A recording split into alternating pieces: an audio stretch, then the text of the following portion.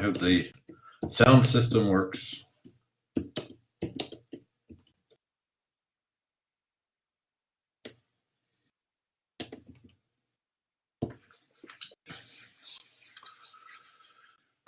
Okay. Okay, I'm gathering my documents. Here we go. Hello. So today I'm teaching from home because I have another workspace today. What does that mean?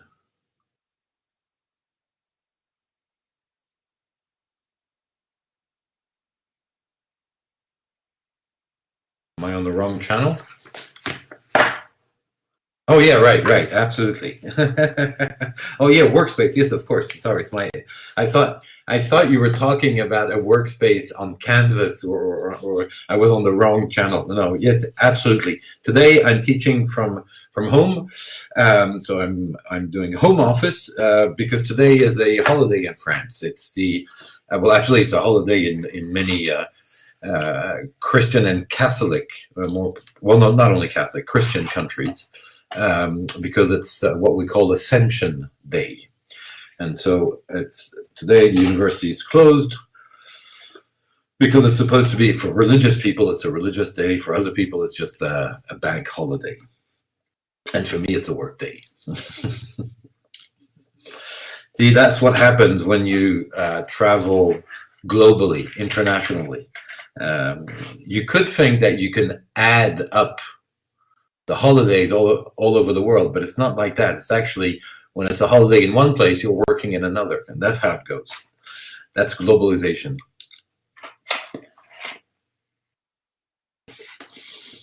Okay, having said this, and by the way, I'm spending the whole day in Vietnam because this morning I was in Saigon, in Ho Chi Minh City, with the CFVG. So you see, it's a full Vietnamese day from Paris, which is not exactly the same. All right, so where were we? Just going to pick up the last part here before we look at ethics and then move on to compliance.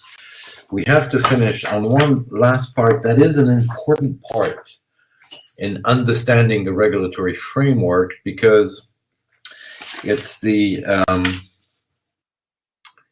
is actually the part about the institutional players in terms of policymaker, or sometimes we also call them norm designers. Is that correct? Oh, perfect. I fell on the good slide, on the correct slide. Yeah, so what we have to look into today, we have to look at, we have to end the first part on regulation, what I call the regulatory framework. And that means we have to look at where do the norms come from, who makes the norms. And I'd like to take a few minutes also to explain and show what is happening at the international level, because it's both a complex and sometimes not very clear situation at the international level. And at the same time, it is also a fundamental level in terms of norm design, not necessarily creating formal rules, but the content of rules. So what I call norm design. It is also fundamental because in a global world, in a globalized world, we know that the impact of anything that will be international can be quite strong. Okay, and by the way, although we'll look at the institutions after, but I don't know if you've seen that, but a report drafted by experts regarding the World Health Organization.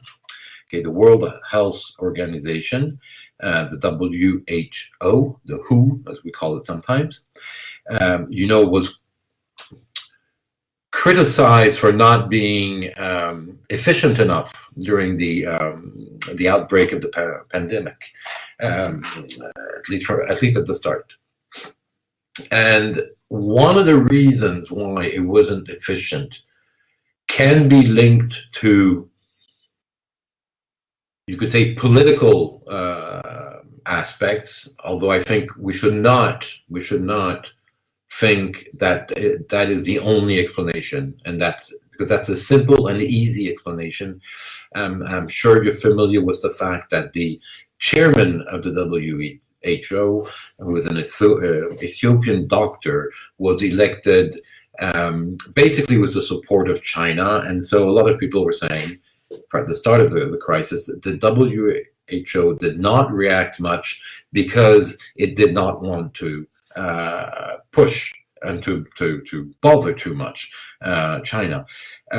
It may have played. It probably did play. There is some kind of relationship, but that would be too easy of an explanation, and that doesn't deliver reality. The reality is that, as for many international institutions, they are very imperfect. Okay, they are not well designed. They are not necessarily in a capacity to address the challenges that our world is confronted with today. And that is true in health, but it's true for trade, it's true in taxation, it's true for the e-world, the e-economy that is rising and taking over quite a lot. So it is true for a number of subjects, and not just for the WHO. And so why am I mentioning this? Because there's an expert group that released a report a couple days ago, independent experts. What we mean by independent experts, I mean that they're not working for the WHO or for the United Nations, that has released a report where it highlights the failures of the states, or the unpreparedness of many states, not all, but of many states. Obviously, the states that were well prepared, or that were prepared, well or not, I don't know, but are countries like, South Korea, Taiwan, Vietnam. Why these countries? Well, for a very simple reason. I'm not saying it's a simple explanation, but it's for a very obvious fact, is that these are countries that in the last 10 to 15 years had been confronted with unexpected, brutal, and very contagious types of viral pandemic. The SARS-CoV-1, the MERS. And so these are countries that, because they had been confronted with these issues, and I remember a few years back how Vietnam had been confronted with the problem. That means that these countries took time to prepare, or at least to think about what should be done, and they learned from that period. Other countries that had not been confronted with that just overlooked it. They even downplayed it. I mean, the US, Europe, at first thought that, well, it was not an issue for their own territory. So my point here is just to say this report is interesting because it highlights the failures and it gives recommendation. It lays down a map, a roadmap of what should be done to avoid a replication of the coronavirus, the COVID-19 situation. And among the many recommendations, well, there are about 7 or 10 important recommendations, a lot of them deal with the fact that we have to reinforce the coordination capacity at the international level. Or to say it differently, we need to give more power to these organizations. They have to be more transparent. They have to be open. They have to take in the diversity that exists in the world, and that diversity has to be represented in those institutions. But these institutions, if we want them to be efficient and to help us move forward have to have the powers to do so. Now, here it's the WHO, so it's health, the health issues. We're not looking much into that. We're in a series of lectures on compliance and ethics in the business and more precisely in the financial sector. So health is a bit far away from our direct concern, you could say. And that's true. What is not very far away from our concern, though, is the need to coordinate actions at the international level, at the global level, even more than the international. I think you've understood now that on a legal perspective, when we talk about international, it's international countries. It's international, okay? It's a combination of inter and national. Many of the issues that we're confronted with and quite true in business are global issues, okay? Not just international issues. It's not just a question of what are the free trade rules, for example, between Vietnam and the EU, between Vietnam and Thailand. It's not just that. It's globalization. I think you've understood now from what we've been talking about for a couple of days already.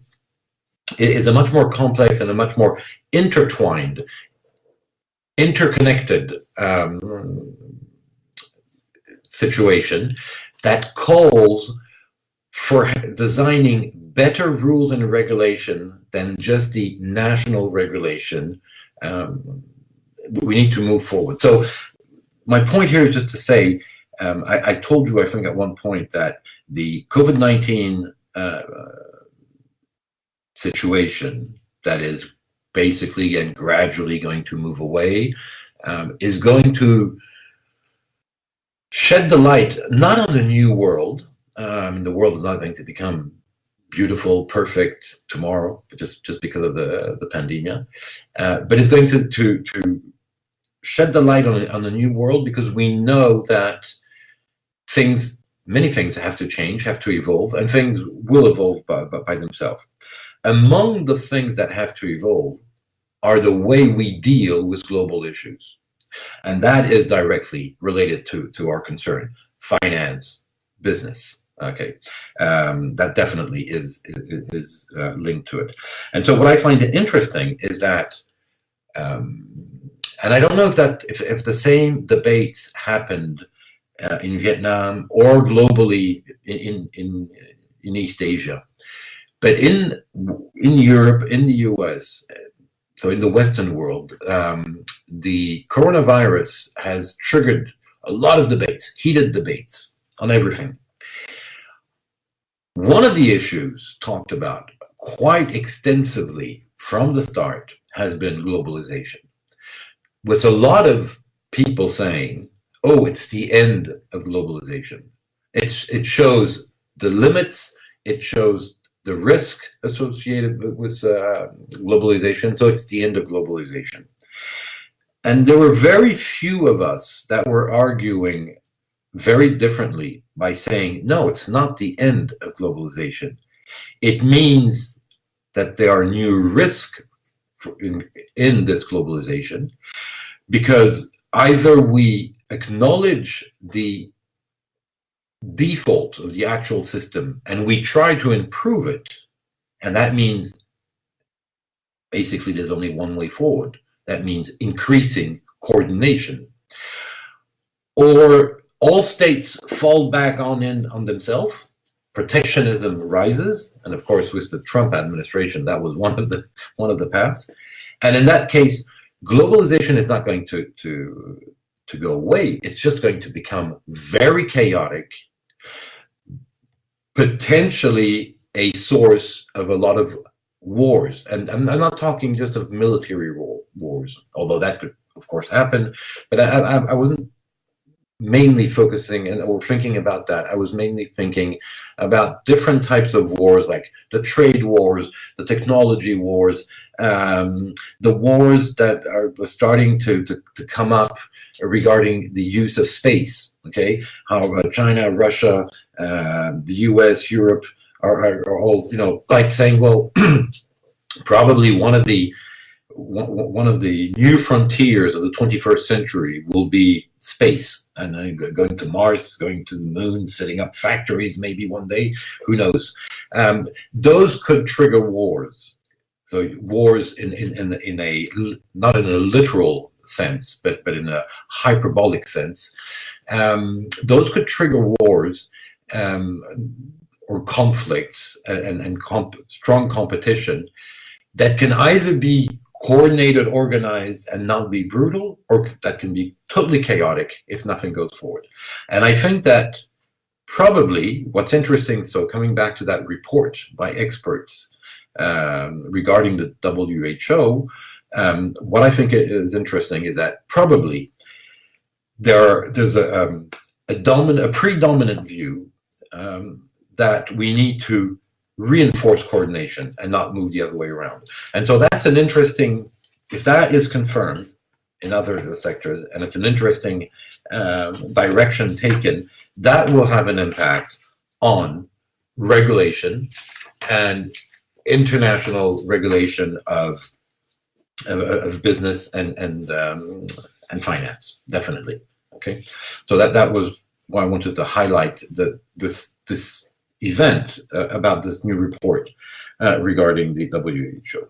So who designs norms? Who designs standards? There are different types of actors, of players here that come into play. Now, as you remember, and this is just a reminder, we know that the concept of law, if we really look at it in a nutshell,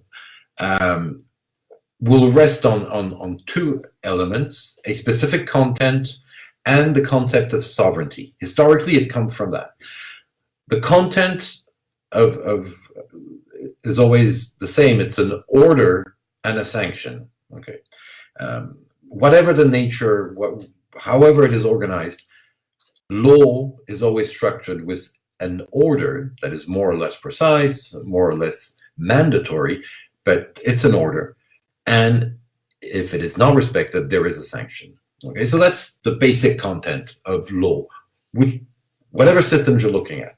And it is linked to sovereignty. And this is also a reminder, remember, sovereignty is the power that the public authority has over a territory. And that's why they would say its own territory. All right.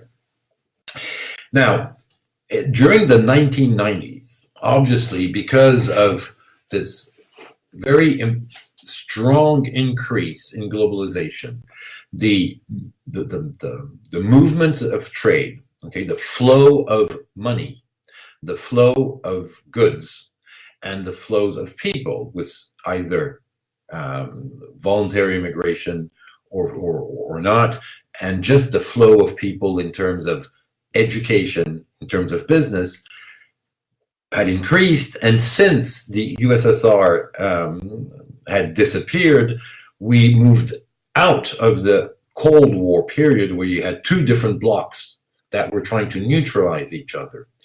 And so during the 1990s, remember the wall in the USSR broke down in 1991. The years that followed, there was this general idea that the concept of sovereignty in a much more interconnected world, and without these two superpowers that were, and two different blocks that were confronting each other, well, sovereignty was less important, much less important. It was a mistake, obviously, to think like that. It was a mistake to think that people, so nations, group of people, can live without feeling attached to their territory or to their community. Okay, and so it took some years, but today's movements we find in different countries are a reaction against this excessively cosmopolitan, open approach to societies, and a lot of people feel lost in a global world because, I mean, most people do not live at the global level. I mean, this is just a small group of business people, of academics, things like that live in the global world. And so, coming back to what I'm trying to put my finger on here and to pinpoint, it's that the concept of sovereignty was gradually erased. And it was a mistake because the legal systems, the regulation of trade, of commerce, of finance, still rests on sovereignty. Why? Because we talk about the New York Stock Exchange, the NYSE, about the London Stock Exchange, Singapore, Hong Kong, whatever, localized on a territory with a given law and legal system.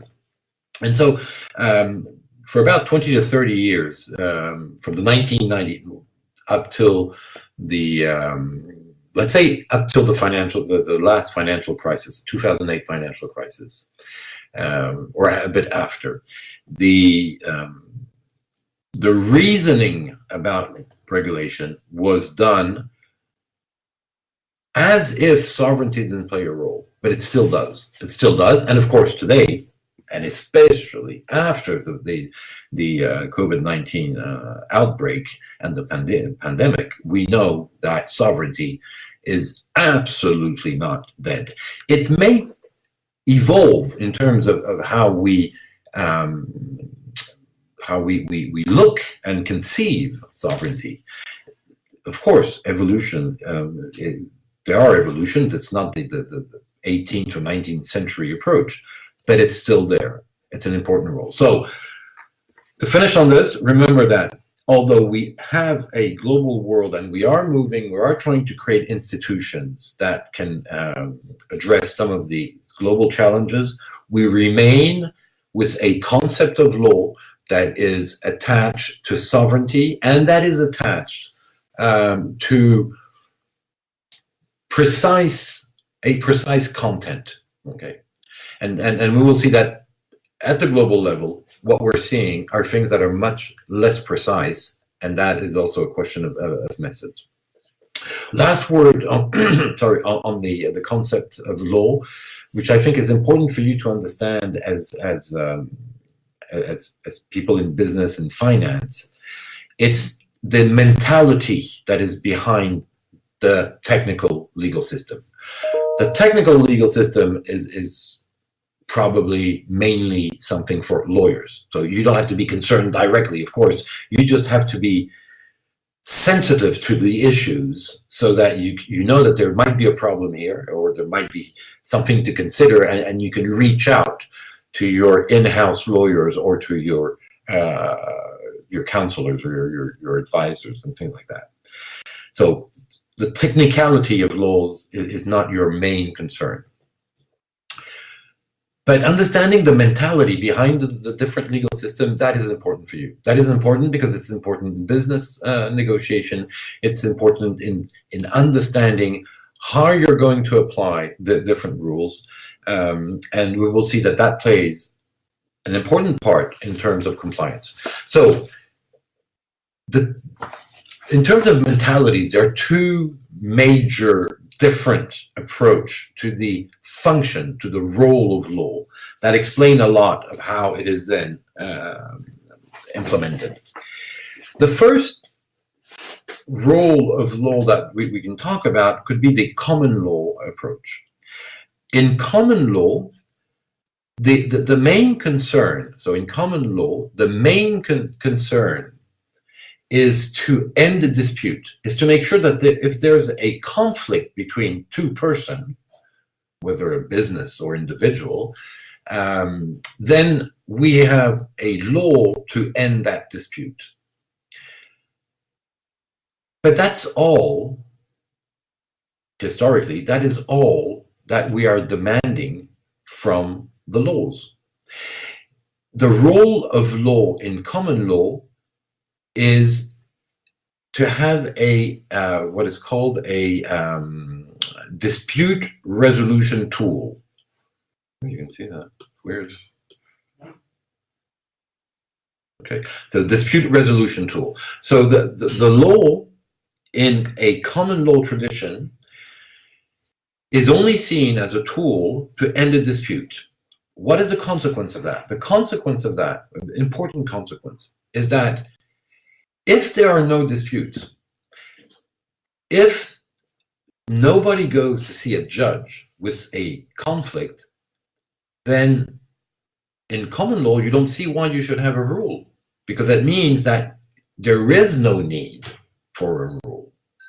There is no need for a law, because it means people are, even if they do have conflicts, they are finding ways and they are using ways to solve these conflicts that do not require for law to step in.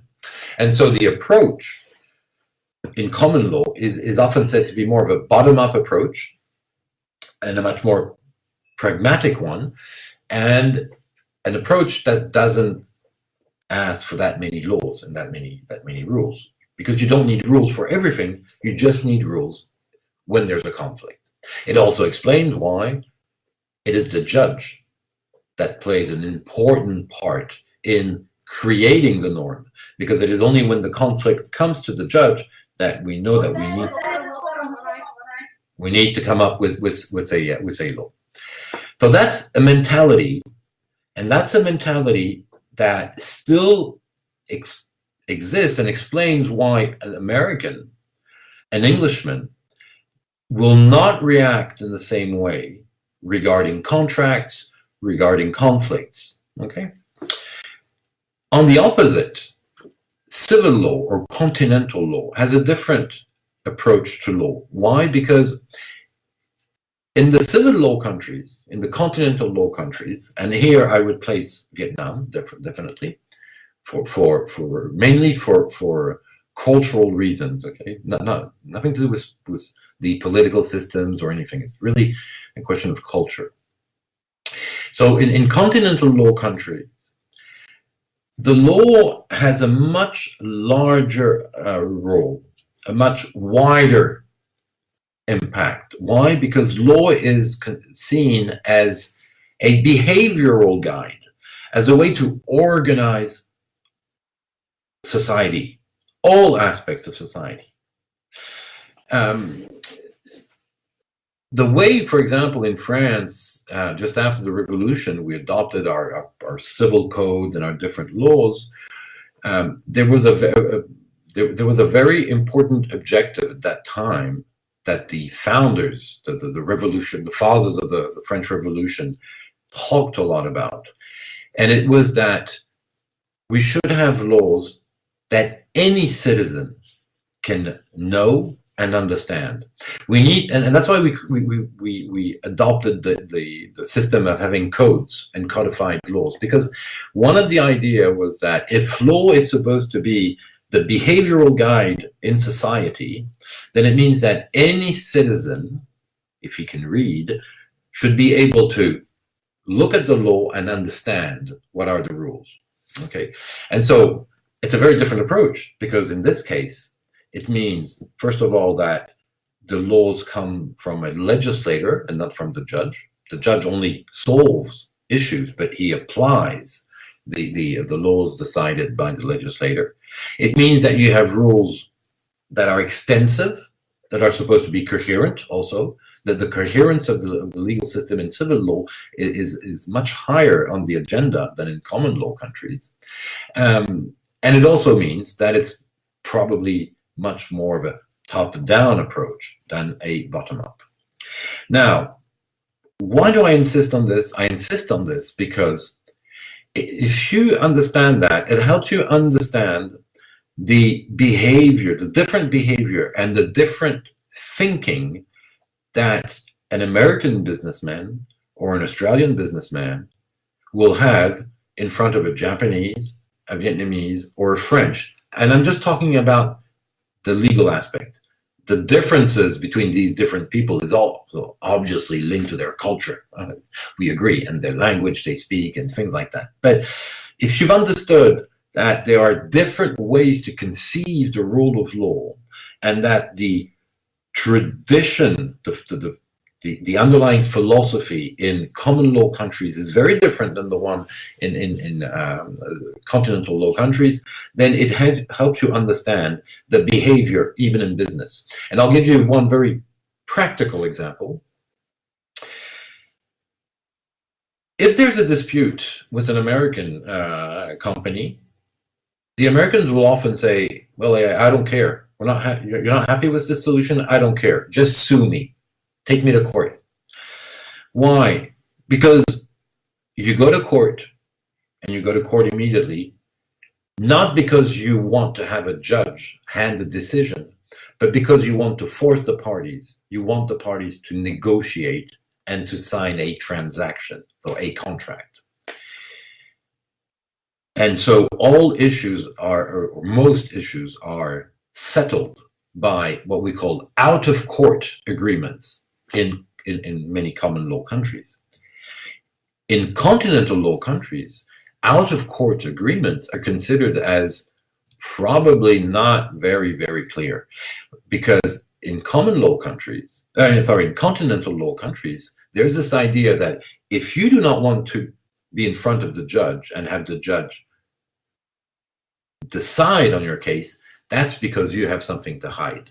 That's because you're not comfortable with your position. Okay, if you want to have an out-of-court transaction, as out-of-court settlement, an agreement to end a dispute, that's because there's something fishy.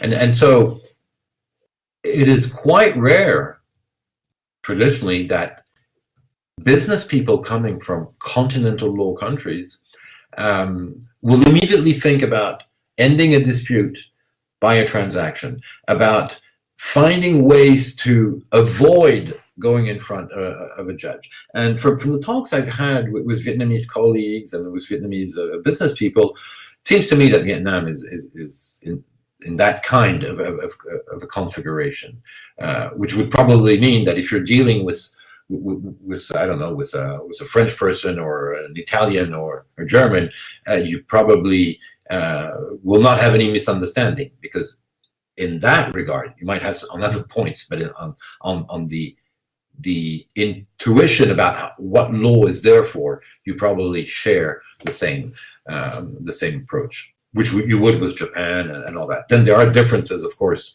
in how you do things. But that's why it's important to understand this, because the role of law, the historical underlying philosophy about the role of law explains a lot of the way you deal with business conflicts today, even with people that are not lawyers. Okay. So having said this, let's move on a bit on trying to explain who actually designed norms. Who designed norms? We have a set of sources of laws, of rules. We have the national system, of course, we've talked about already, so I'm not going back on that.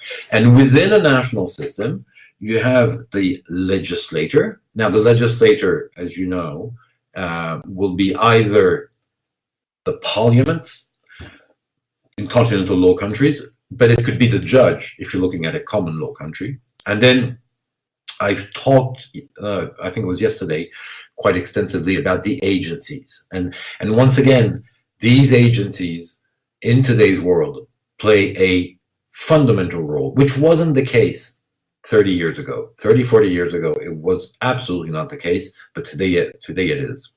So you have national system. And remember what we've said, this is the major source of laws. Then you have soft law. Okay, because within the national system, you mainly will have formal law or hard law. Then we have soft law. Now, soft law can be and is initially international, but can sometimes be national. Okay, corporate governance codes, for example, will tend to be national soft law. because corporate governance codes or codes of ethic or business conduct codes are general principle that you would find. I mean, you find them in Vietnam, you find them in most, if not all, jurisdiction. And it is soft law because it is not the law regulating business. Okay, these are business codes, codes of ethics, best practices that are given that will help to assess the responsibility of a business, but that you cannot say is mandatory for that business. At the international level, we've already said that the reason why there was a lot of soft law is because of sovereignty. Because since each state is a sovereign state, the consequence in the relationship between states at the international level is that no state can legally impose a solution on another state. If there's a dispute between two states, and you can't go just to a national court, because imagine there's a dispute between I don't know, Vietnam and Thailand on an issue. They decide to go in front of a judge to solve that dispute. Which judge are they going to go and see? I mean, if the Vietnamese authorities say, well, it's a Vietnamese judge, the Thai the Thai administration is going to say, well, no, there's no reason, and we're not going to recognize that decision. And if the Thai authority says, well, obviously it has to be the Thai, it has to be the judge in Thailand that solves the dispute, well, of course, obviously, the Vietnamese authority are going to say, no, we're not happy with this. And nothing will happen because these are two sovereign countries. You can't force anything upon them. The only possibility was that would be for there to be an international court. And that international court, acknowledged by the states, would have power to decide on a case. And if not to force states, at least to hand a decision that is mandatory for states. Now there is such a court, but it's not a general court. I mean, the International Court of Justice in Den Haag, The Hague, in the Netherlands, was initially set up as an instrument to promote peace among nations. It deals a lot well, at the start, it dealt a lot with problems of territory, of borders between territories, those kind of conflict. In the past 40, 50 years, it has increasingly looked at what we call international economic regulations. Okay, but it's not a general court. I mean, it's you know, it doesn't function like the judicial system in Vietnam, or that I know in France or in Europe. And anyways, the decision given by that international court cannot be forced upon a state. Of course, he tends to follow that decision because it's important for him to show that he is a member of the international community. So since he accepted the jurisdiction of the International Court of Justice, then he has to more or less follow. But if you, as a business, get a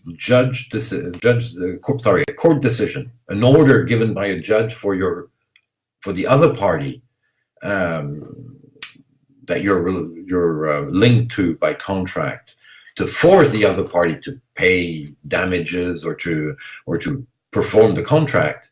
If he doesn't, you have leverage. You can go see the authority and say, wait, look, there's my decision given by a judge, and the other person, there's an order here, and the other person is not doing anything, and the authorities can force the performance of the court decision. That is impossible. That is impossible against the state. And so the decision of the International Court of Justice are not enforceable decisions on the state. They are decisions, but it's only if the state voluntarily implements it that it has power. So coming back to the different norm designer, we have soft law at the international level that is produced by a lot of the international actors, and we'll see that there's a host of them. But it's only soft law, and we also have some soft law at the national level. Okay, but at the national level, soft law is a complement, is an exception, and not the dominant norm. Then we have two other producers of norms that you have to take into account today, because they are very important. We have informal organization, and then we have international laws that are very formal laws, but that are contracts. So informal organizations, I'm going to talk a bit more about them after, because that's very important. That's very important. Informal organization. I'm sure you're familiar with the ISO,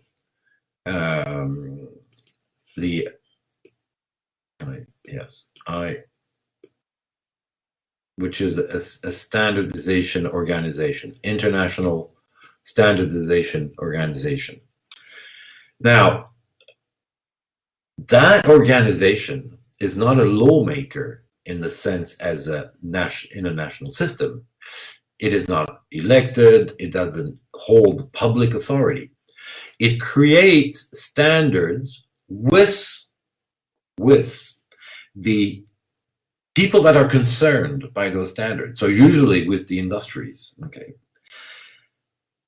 But it creates a standard, and that standard plays a role in coordinating or harmonizing the rules across the world, except it's a private actor. ISO is a private actor. And so that's why we talk about informal organizations. In today's world, informal organizations produce a lot of standards. Sometimes just recommendations, just guidelines, sometimes more than that. An ISO standard is more than just a recommendation, because if you adopt that standard, then it means that you have to follow the content of that standard. You can't just cherry pick, saying, I'm going to take this part and not the rest.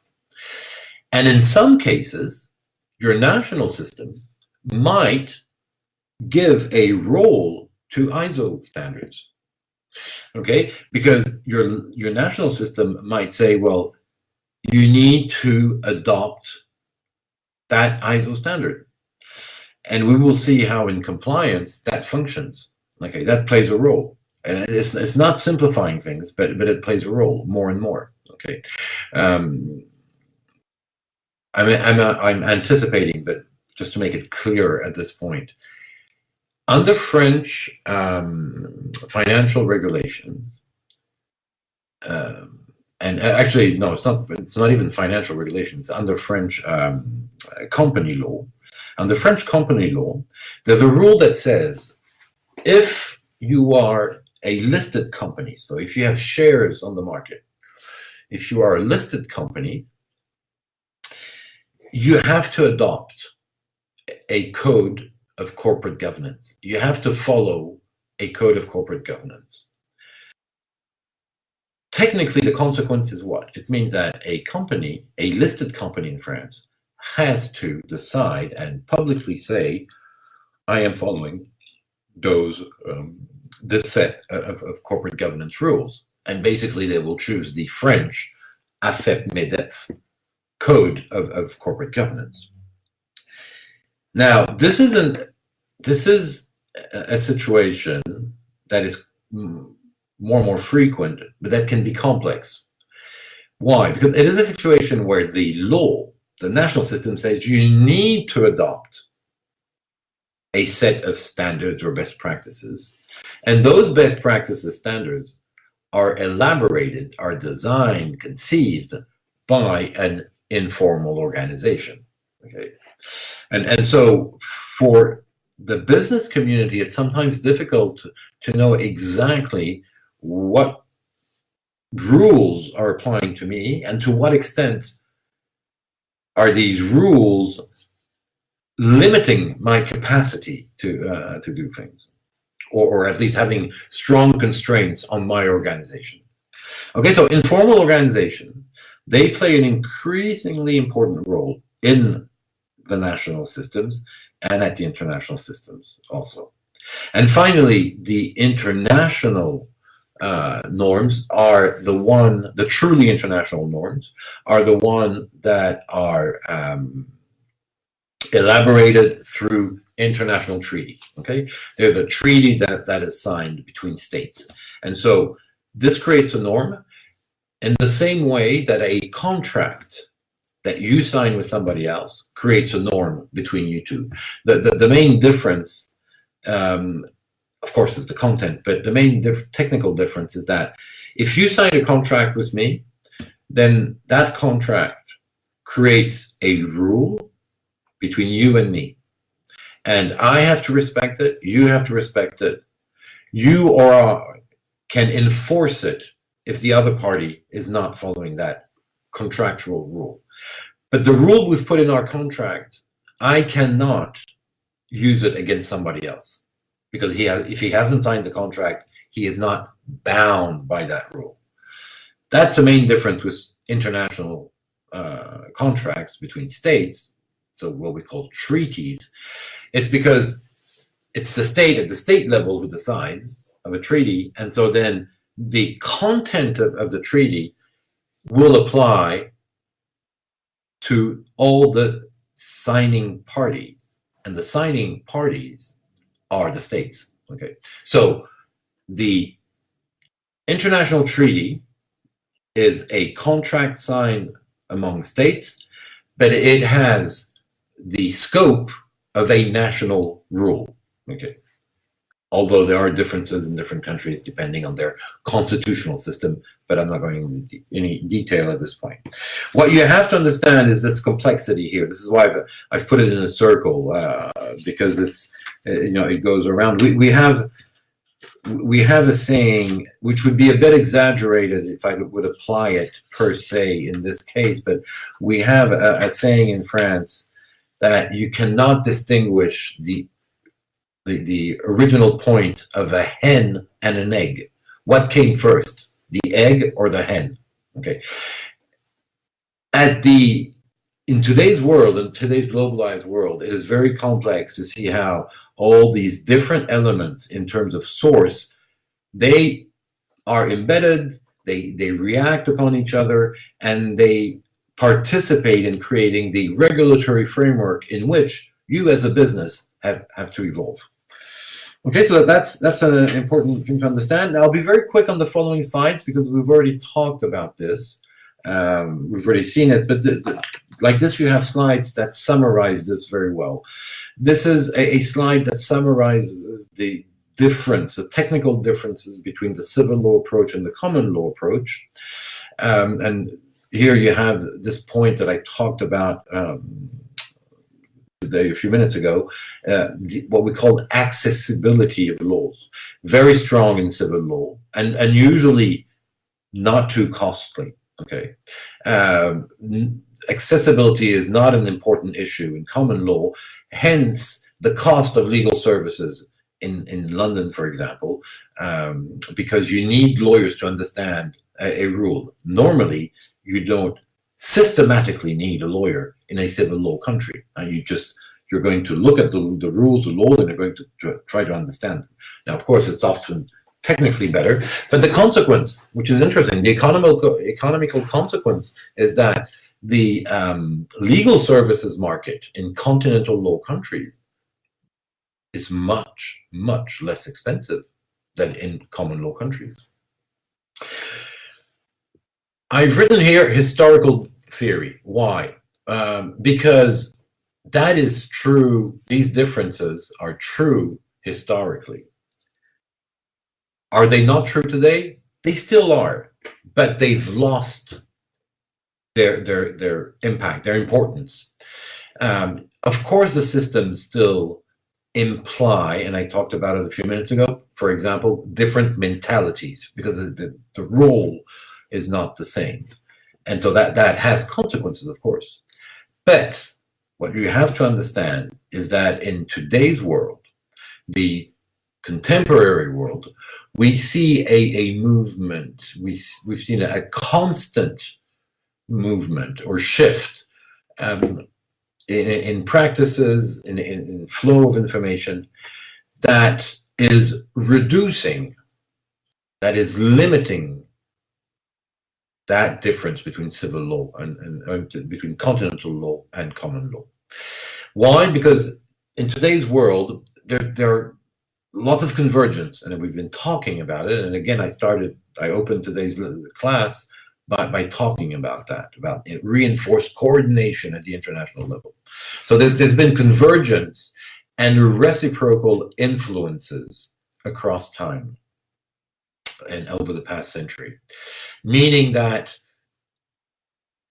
none of these systems, continental law on the one side, common law on the other side, exist in its pure traditional form. They're totally embedded, and so there's this convergent and reciprocal influence that has, I would say, watered down the differences. So you have to be aware of that. There's another phenomenon that has had the same effect. It's the development of regional law. So obviously, I'm a French professor. I'll talk about the EU because I live within the EU. But would I be in Vietnam, I would talk extensively about the ASEAN. The ASEAN is a regional organization that sets standards, that sets rules, and that creates common rules. And by creating these common rules with a very clear objective, the ASEAN has the objective to promote trade among the Southeast Asian countries and to make it easier, more efficient to trade amongst Southeast Asian countries. The same thing that the EU has that objective for European countries. And so the consequence is obvious, is that because of ASEAN regulation or because of EU regulation, then the Vietnamese laws, for example, are less different, or at least they're not incompatible, or they're much better coordinated with some of the laws, the other laws of those other countries within the ASEAN. The same way that in France, the French laws, they remain French and they remain specific to France. But because of EU law, there are a number of issues, and some of them are far-reaching, that are completely harmonized or coordinated among the member states. And so the difference in approach, so that was even more blatant when the UK was a member of the EU. Now that they've pulled out, you could say it's less visible that there are these differences.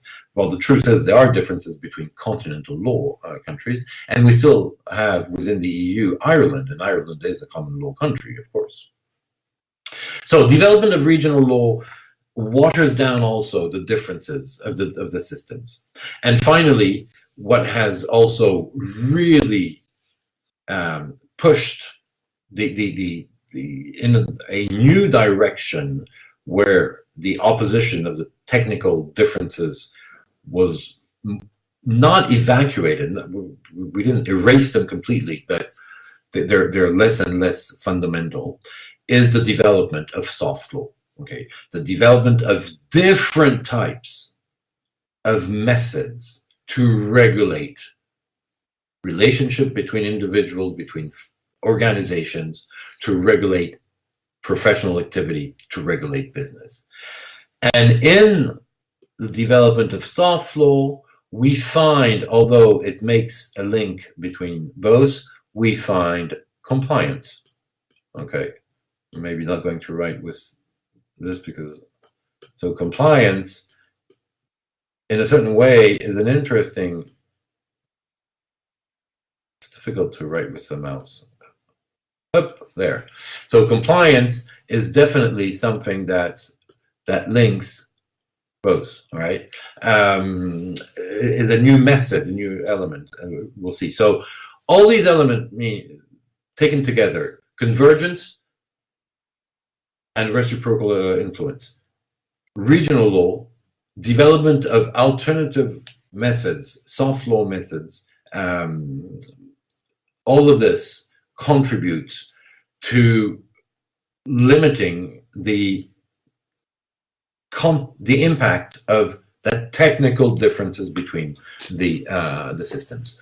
What does remain is what I talked about just before, the mentalities. The mentalities are not and have not been harmonized, although here again, the fact that you travel, the fact that you study abroad, that the fact that you have all these movements of people, you have mixed marriage, and so that means you have people. It's more common today, or more frequent, to have people that are brought up on two different cultures. Okay, and so they have an openness and a capacity to understand different point of views, and we will see that in ethics. That's a very important aspect.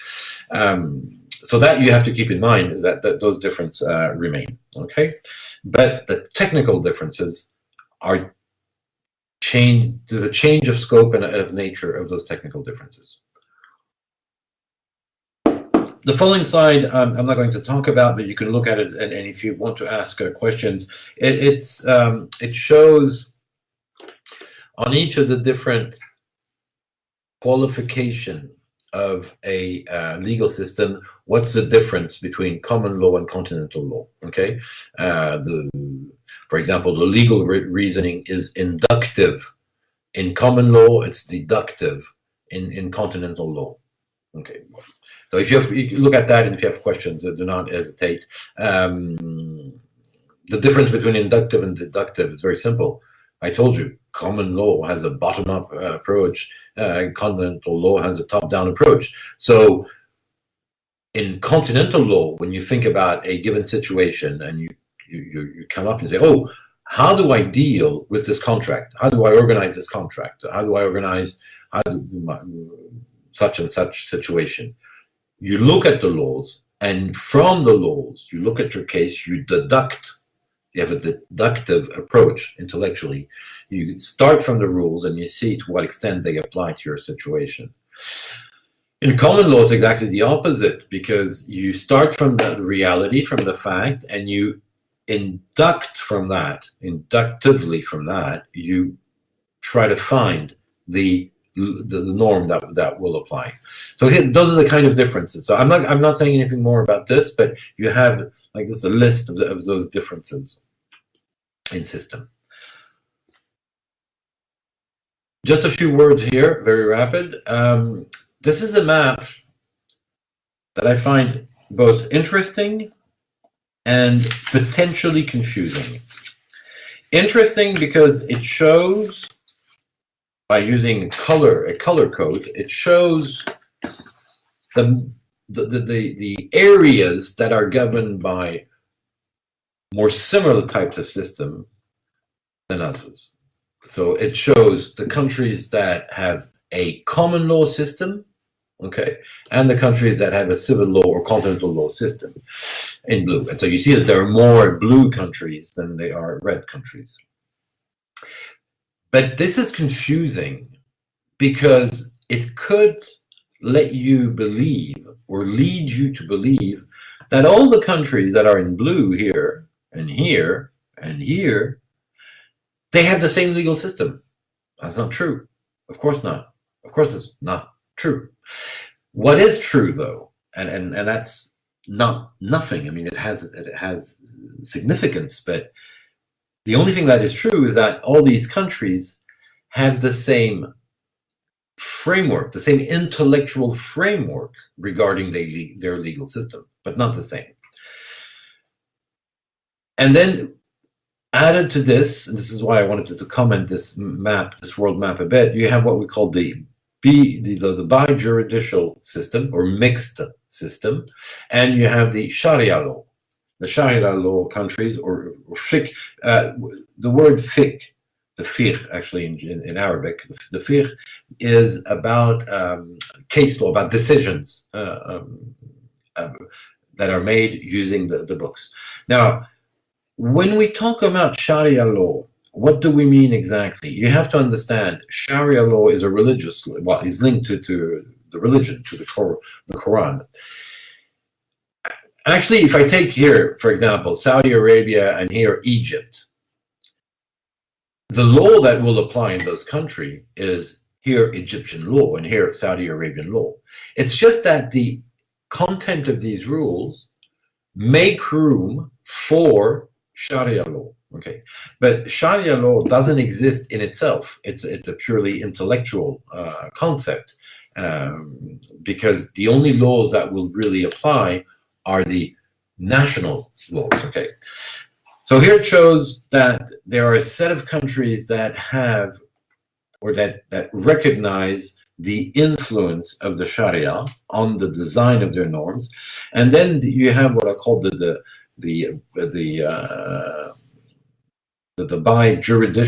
bi-juridical systems, or the mixed systems, that are interesting because these are systems that often combine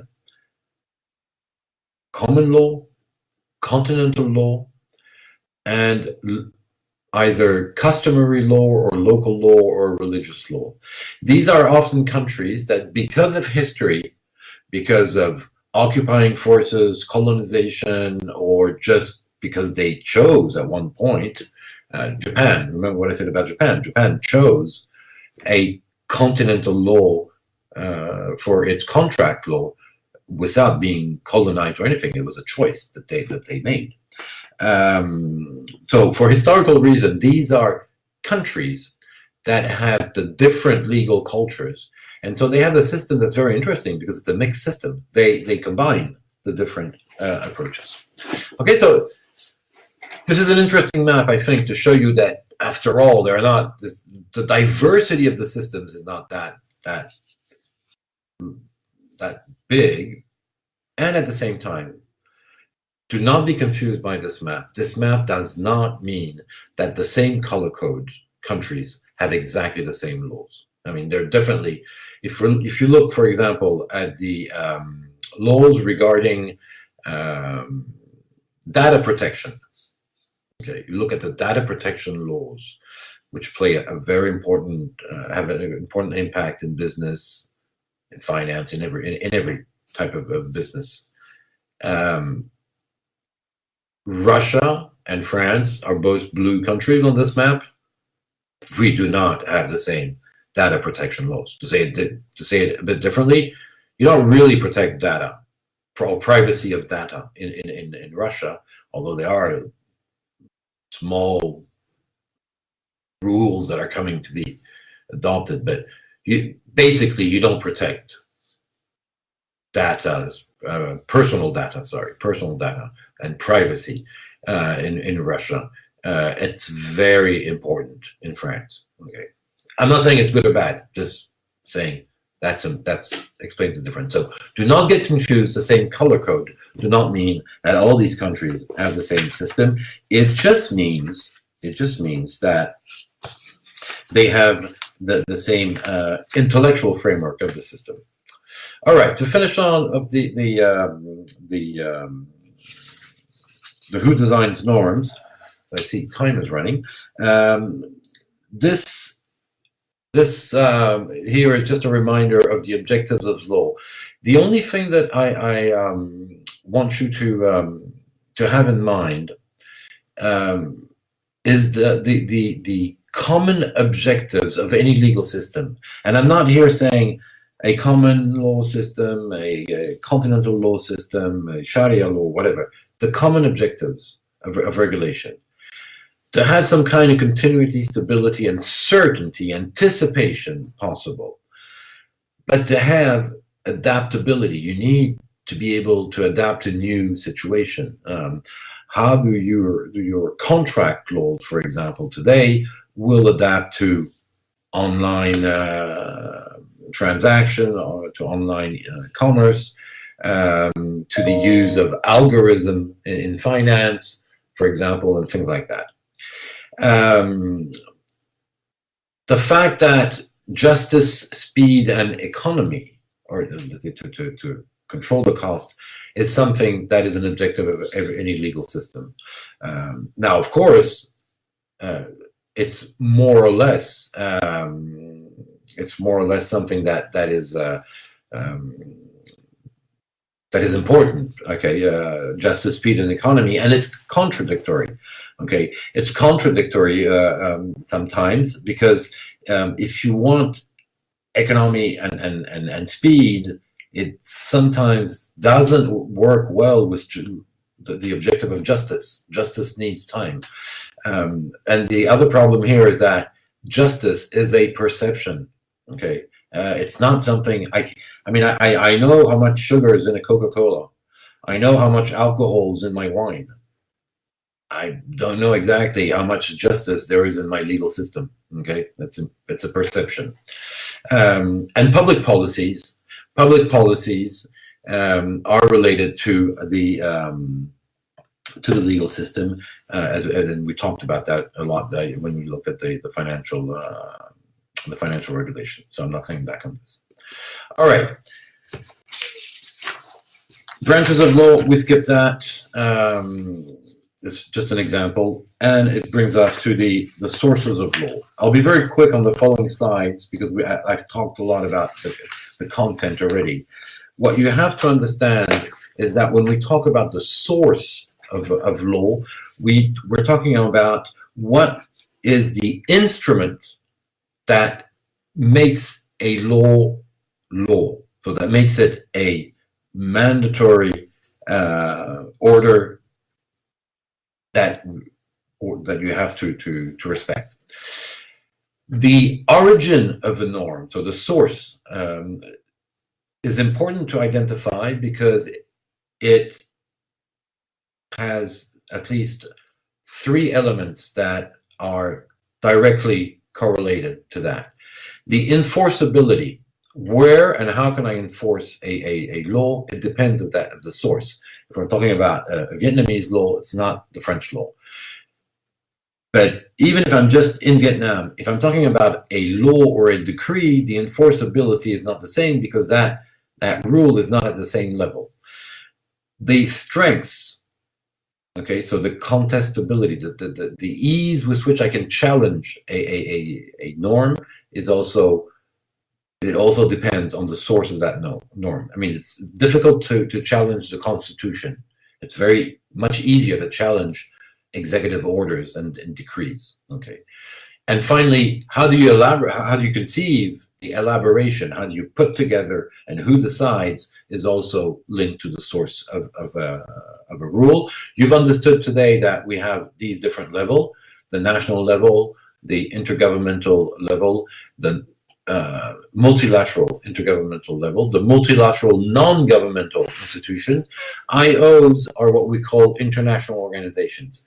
Beware, IOs are things like the United Nations, the WHO, the World WTO, World Trade Organization. Those are international organizations. There are a lot of NGOs that can have an impact. They are not considered as international organizations. They're private entities at the international level. And so they can also play a role. We talked about the Basel Committee. We've talked about different private sector organizations. I don't know if you're familiar, for example, with something like, well, some of you will be, ISDA, ISDA.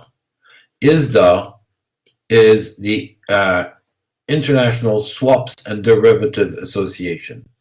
They standardize the swap contract. It's a private entity. It's an association of traders, financial traders that engage into futures and derivatives. Okay, but the ISDA has become the world standard in terms of futures and any instrument on that is a derivative.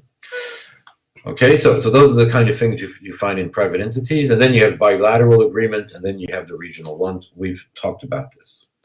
All right, the slides after are just going going into details. This is in the national context, and usually the power, the strength is in that direction. Here is the strongest, and here is the less strong in terms of people that are concerned. Constitution, treaties, that concerns the whole of your legal system. But as you come down, a contract only concerns the signing parties and not the others. Okay? Oops, sorry. Oh, I'd forgotten that.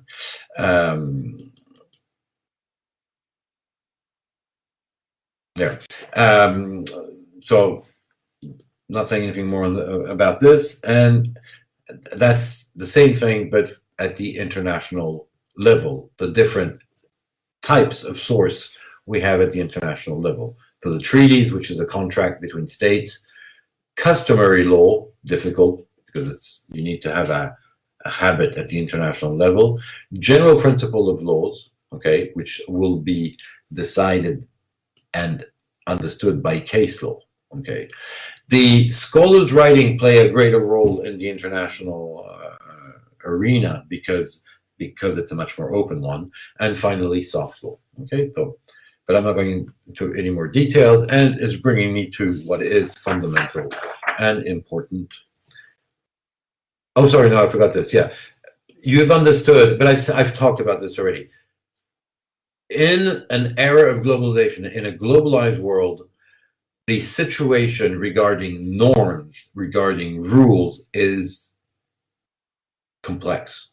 It's an issue of complexity because we have all these different levels that intertwine. Okay, but and I'm not trying to frighten you, because I'm going to show you how there are things that we can actually easily navigate in all this if we're a bit open-minded, we understand the issues, and we know some of the specificities. But it's true that it is one of complexity. You remember I started off by saying that one of the problems that we have in today's world, we have national regulatory system that have to deal with global exchange, global legal situations. And so it's clear that we are not using the most adequate tools. Okay, it's like, I mean, if you want to, there is a saying in French. I don't know if you have the same saying in Vietnam. Sorry, in Vietnamese, or in Vietnamese culture. We have a saying in France: when you do not have the correct tool, it's often saying that you're using a hammer to kill a fly. Okay, so you're using an inadequate tool for a task. It's one of the problems in today's world, but we've talked about this quite a lot. So one of the objective of creating an international organization has precisely been that, to try to reduce, to limit, to mitigate, to push away the complexity of regulating international situation with national systems. And the system that we live in today, and that is going to be challenged again because of the last world crisis, which is not the financial one, but the coronavirus one, is the institution, the framework that was set up in 1944 at Bretton Woods. Bretton Woods is in New Hampshire, in the U.S. Sorry, I'm looking for the word, in the U.S. And Bretton Woods is a huge conference, and I mean huge, because try arguing and debating with 5, 6, or 20 even friends, you see how difficult it is. At Bretton Woods, there were more than 700 delegates, and they came from 44 different allied nations. Okay,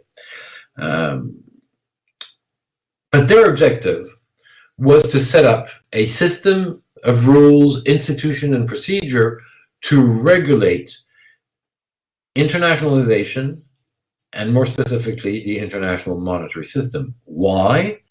Because it was considered at that time, and probably quite rightfully, it was considered that one of the explanations, one of the reasons why we had in a very short span of time two world wars, two terrible world wars, was because of the global imbalances. At that time, we would not have used the word global. We would have talked the international imbalances, but it's about the global imbalances. And so many, at least people in authority, were or became convinced that we needed to regulate that because it is not the only, but it is one of the important measures that we can take to limit the risk of having world conflicts or at least and even regional and important conflicts. That's why it's important to understand this. And what happened was that, well, the Bretton Woods did reach an agreement. The Bretton Woods Conference did reach an agreement. And it is the first example of a fully negotiated monetary order that aims at governing monetary, and behind monetary, there's financial and commercial relations among independent nation states. What came out of the Bretton Woods that might be relevant for us and for our subject matter?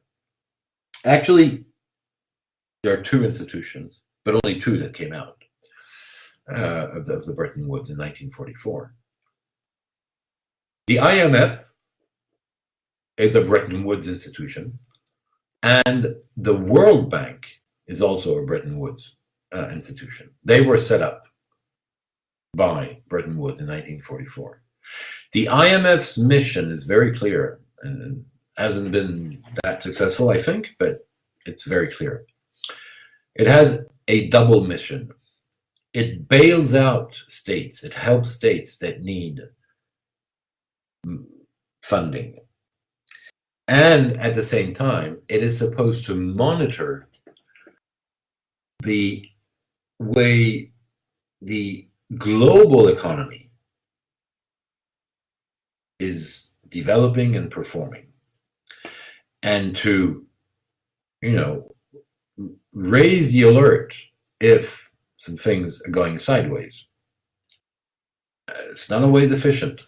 In 2007, in October 2007, September, October 2007, the IMF releases its annual survey, annual report, and in that report, it writes that, well, there are some clouds that are accumulating on financial markets, but nothing that we cannot master and control. And that was in September, October 2007.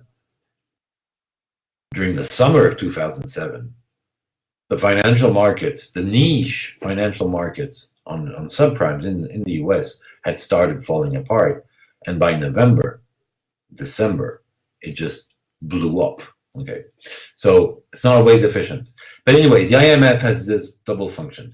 The World Bank had a single function, but that has become, and it has proved itself fundamental. The World Bank has a mission to finance, to loan money for the building up of capacity, okay, for capacity building. When we say capacity building, it started off mainly on infrastructures, okay, building up energy plants, roads, hospitals, schools, whatever, you name it, but infrastructures. But gradually along, it started financing other aspects that were less rooted in bricks and mortar, but that were more intellectual. Why? Because it started financing administrative reforms, legal reforms, reform of the judicial system, Okay, and so in that sense, the World Bank has really become a very important actor of change, of evolution, not necessarily of diversity, but at least of change and evolution. And then the last institution that is interesting for us, although less directly because it's not related to finance, is the GATT, General Agreement on Tariffs and Trade.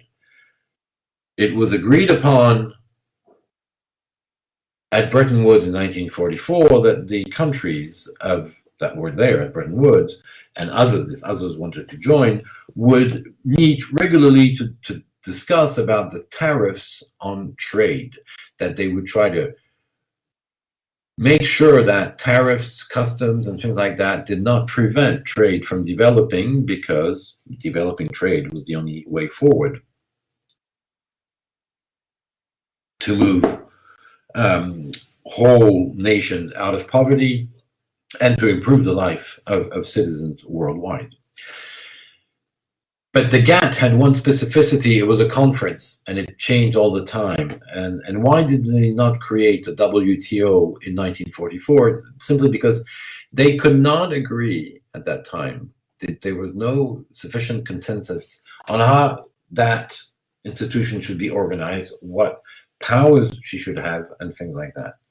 So what was accepted is this turning conference that worked, I mean, more or less well, but that did a lot of things, till in the 1990s, all the members of the GATT, of that conference, were conscious that it was not sufficient. You needed a brick and mortar institution. You needed permanent staff, specialized staff, because the conference would change from country to country. And so the people working there was nobody working for the GATT, really.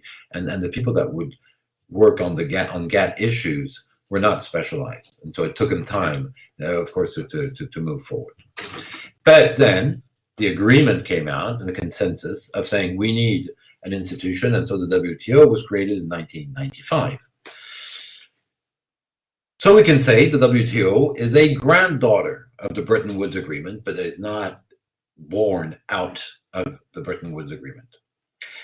Now, these are some of the fundamental institutions in today's world, and that is what explains this international system. And now, they design norms, obviously, international norms. Then we have the groups, but I think I talked about the groups with you already, the functioning of the groups. So maybe just this is just a reminder that the country groups, which, remember what I said, they're informal gathering at a high level, state representative, ministers, things like that.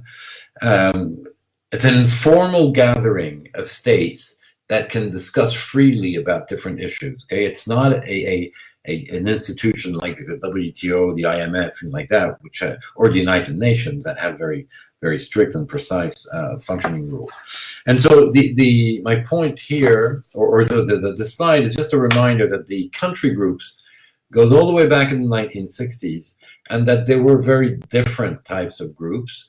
The ones that really, really functioned over time has been the G10, okay, sometimes G8 also, but G10 and the G20, okay. These have had less importance. The G77 is 1962 is interesting because it's an informal meeting that brought in a lot of states that were newly decolonized and that were pushing for a non-aligned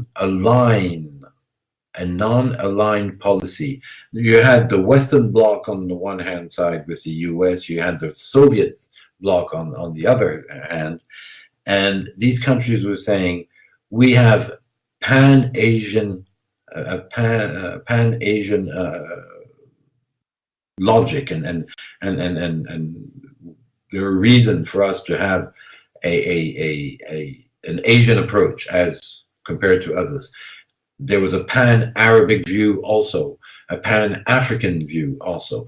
And so that was the G77 of 1962, which is politically very interesting, philosophically very interesting, but it didn't go much further. Okay, nothing really came out of it. What really came out of the group countries at efficient G10 and 8, because the G10 is with Russia, and Russia keeps getting kicked out and coming back in. So it's a complicated relationship. G8 and the G20. More fundamentally, the G20 is the one that has played the most important role. And that today still is the one, this informal international organization is probably responsible for a vast majority of business reforms over the past few years. Okay, the national business reforms over the past few years.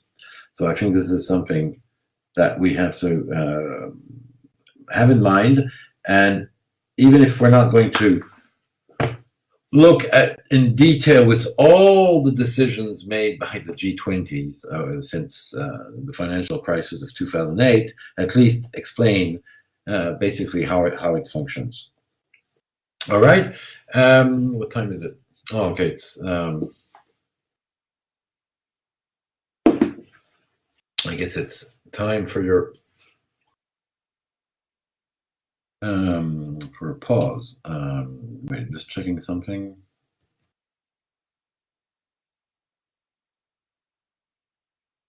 Yeah. Okay. All right. Okay. So it's 8:30 for you. Maybe time for a little rest, a short break, and then we'll take up where we left to move on, and at least to start talking about Essex. But anyways, we have a lot of time to see all the other subjects. So I suggest a 15, 20-minute breaks, right? For you to grab something for dinner, and then we're back on track.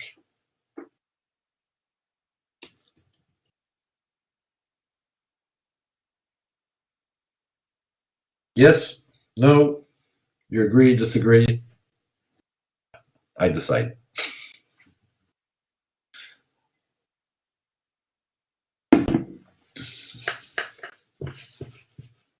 Okay, have a nice quick dinner, and we'll be back.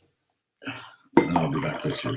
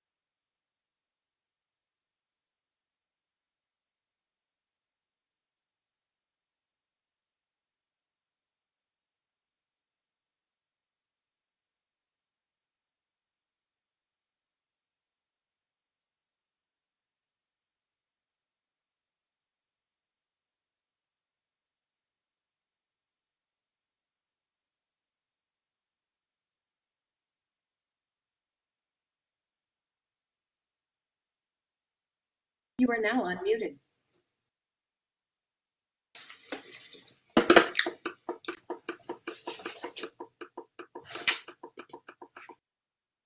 I don't know.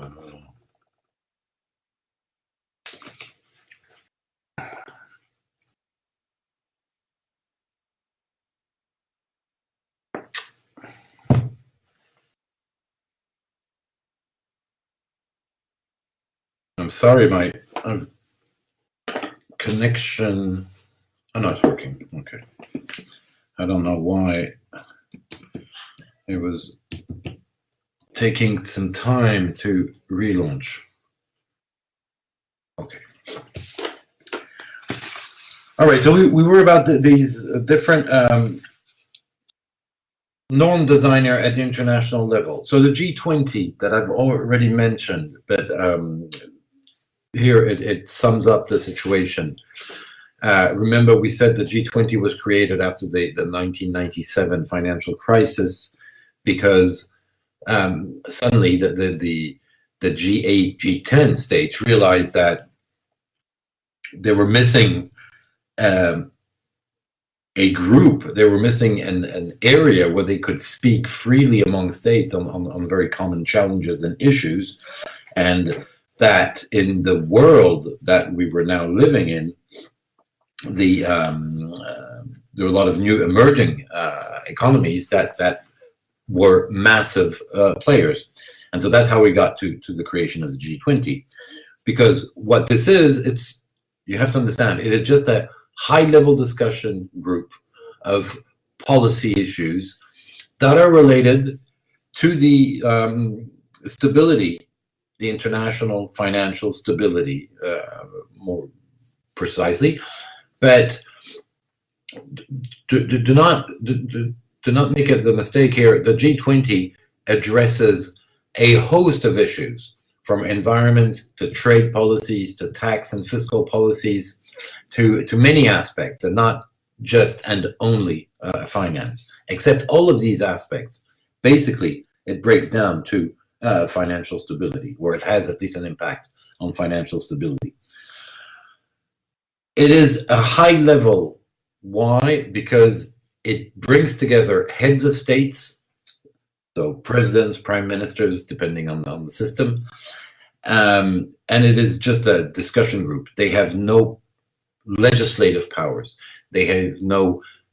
They have political weight because these are large economies, but they have no specific mandate. It's not the United Nations.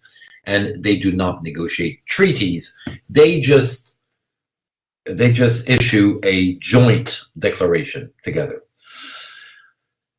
Why is it relevant and important? Well, I think that these figure they sum it up. If you take the 19 countries plus one that make the G20, why do I say 19 countries plus one? It's because at the G20 you have 19 states and the EU, and the EU is not a state. Why is it relevant? It's because those countries that participated in the G20 and that together signed a joint declaration, combined together, they represent over 85% of world GDP, over 80% of world trade, and 2/3 of world population. So practically, if they agree on a direction, on a policy, and if they then act nationally upon those agreed policies, that means that these policies will be effective. And I'll just give you one example. After 2009, we saw the agenda of the G20 for finance, but one element of consensus among the G20 members was the fact that tax haven and the fiscal aspect had to be better coordinated.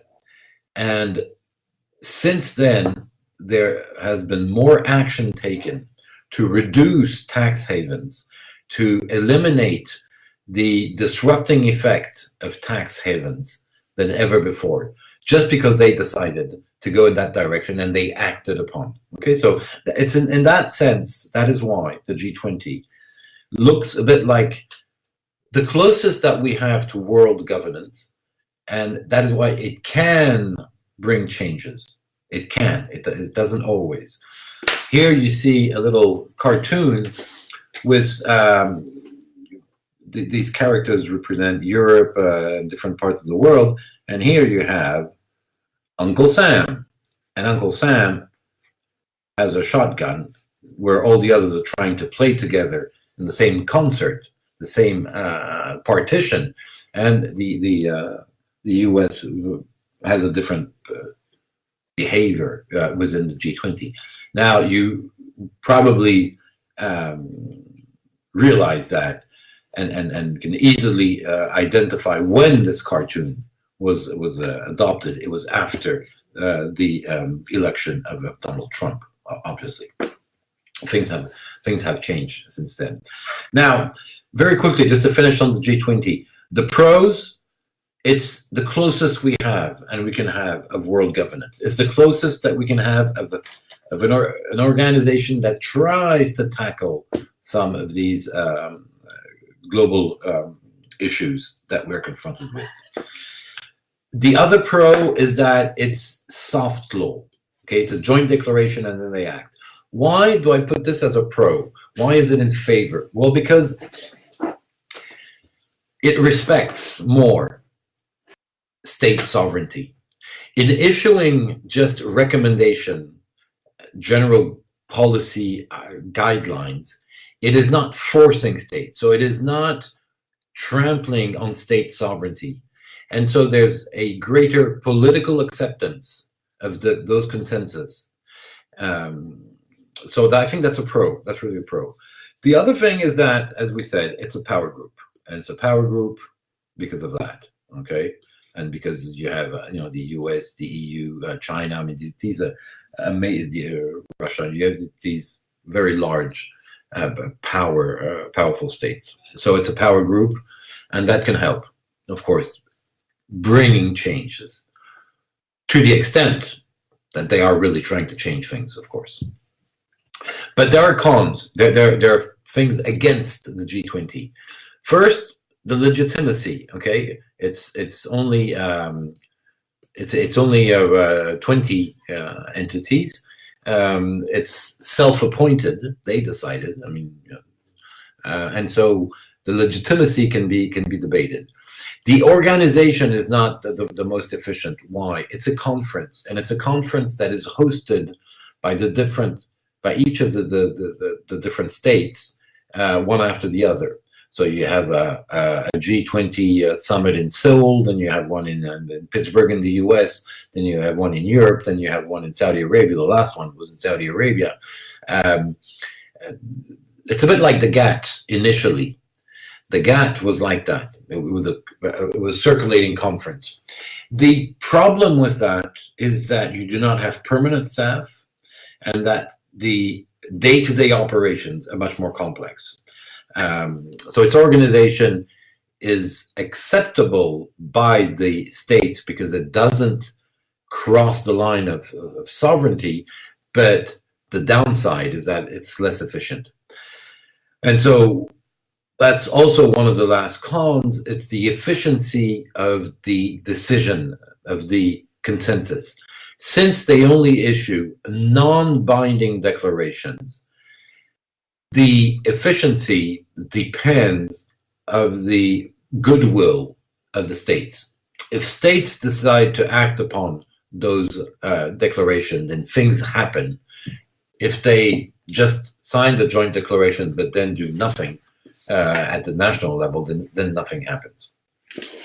Okay, so that's a G20, but we saw the agenda, the four-pillar agenda it had adopted after the crisis. And so when we understand what is the G20, what capacity it has, and when we see the extent of the agenda, the reform agenda it had adopted for finance, we realized that it is a heavyweight on the world scene. Other designers of norms at the international level, you have things like the BCBS. And so here, remember I said that among the different lawmakers at the international level, you had private sectoral organization. The BCBS is a very good illustration of that. The BCBS is not a state organization. It doesn't have any political mandate. It only brings together governors of central banks, of national central banks, or representatives of the governors of central banks.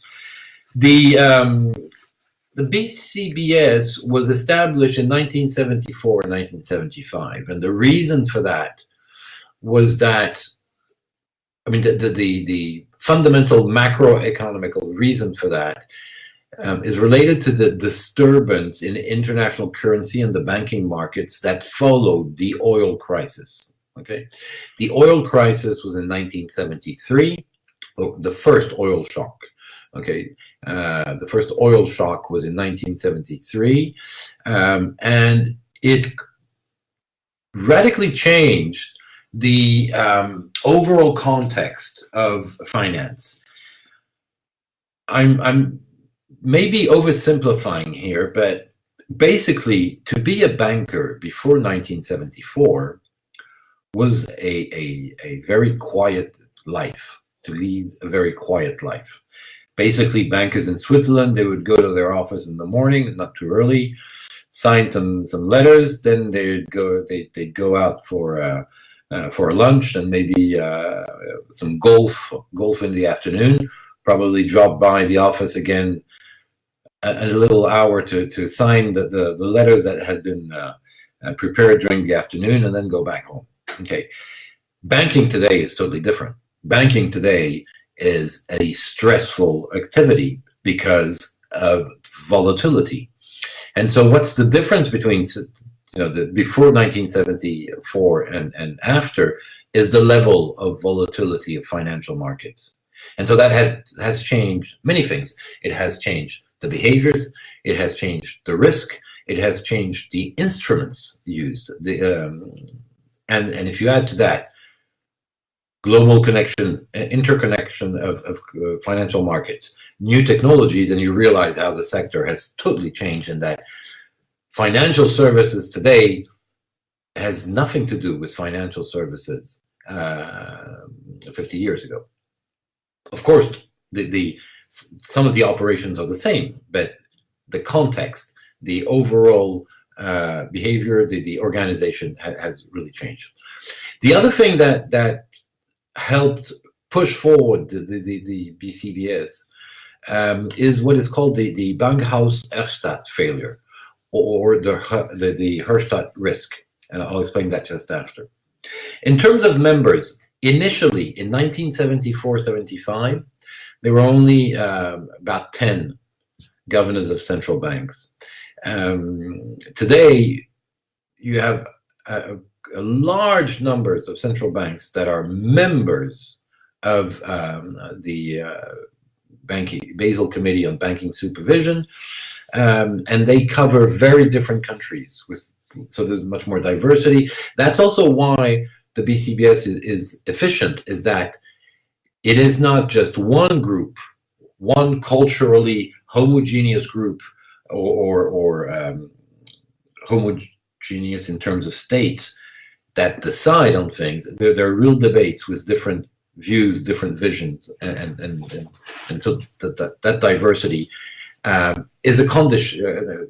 It's one of the conditions and the explanation to the efficiency of the decisions that are made. But the decisions that are made are not binding for states, because this is just a private group. Okay, so it's a semi-private group, because it's hard to say that central banks are totally private institutions.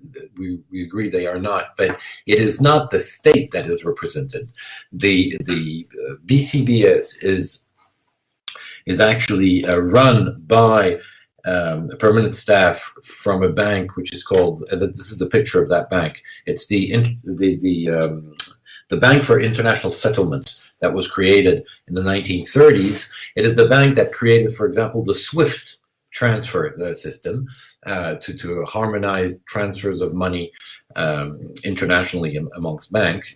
And so the Bank for International Settlement is a private organization, but has always been considered and has always played a role that is of a policymaker, because its main objective is to facilitate international cooperation between banks. Okay, but it is a private organization initially. So that committee is. Oh, and by the way, why the Basel Committee on Banking Supervision? Basel, because the Bank for International Settlement is in Basel, which is in Switzerland, and one of the reasons is the neutrality of Switzerland, and also the fact that in Switzerland, well, the industries in Switzerland are not that many. Okay, you have chocolate, you have watches, and you have banks. Okay, to say it simply, and so it made sense initially that they would meet in Basel and within the BIS, the Bank for International Settlement, because it was these were neutral grounds. Okay, so that's it's history that explains why it's there. Okay, the Hurstadt risk, it comes, and I think it's interesting. I'll just take a few minutes here because this will help us understand how the content of compliance is then organized when we reach compliance. The Bankhaus Hurstadt failure that gave rise to what we called in literature the Hurstadt risk is something that normally could not really happen anymore because of the real-time connection between markets, the new technologies that existed. The Bankhaus Hurstadt failure, you have to understand, you have to jump back in time, 1970, well, actually 1974. At that time, cross-continental calls are very difficult. You have telegraph, you have phone calls, but the lines are not that good. You only have a few lines. And so there is no real-time exchange, and you do have a consequence, is that the time zones in the world carry much more consequences than today. Now, of course, time zones still play a role today. I mean, I'm in France, and if I have to negotiate or to talk or to work with somebody in Australia, it's a bit complicated, okay? Because we only have a few hours a day where we're normally awake, okay? But just between Vietnam and France, for example, we have a number of hours, but we can manage, but it is a constraint. So time zones still play an important role, but not as much. And the risk associated with the different time zone can actually be more or less mitigated or eliminated with what we call RTGS, the real-time gross settlement systems that can function automatically, and so irrespective of time zones. So to understand this evolution, what happened in June 1974? There's a bank that was in a difficult situation. It was a troubled bank. It was called the Bank Hurstadt, and the German regulators forced Hurstadt into liquidation. They took away its license. Okay, they withdrew the license, the banking license, from Hurstadt on the 26th of June. On that same day, a number of banks had released payments of Deutsche Mark, because it was before the euro. So Germany had its own currency called the Deutsche Mark. A number of banks had paid the Hurstadt Bank in Frankfurt because the Herstatt Bank was supposed to deliver to these banks US dollars in New York. And what what the Herstatt Bank had done is that it had not, because of the difference, it did not actually fulfill its obligation to deliver US dollars. Because of the time zone difference, its operation ceased on the 26th of June, 1974. And by the time that the banks should have received their counterpart in US dollars, so the payment, the US dollar payment, Herstatt wasn't in operations anymore.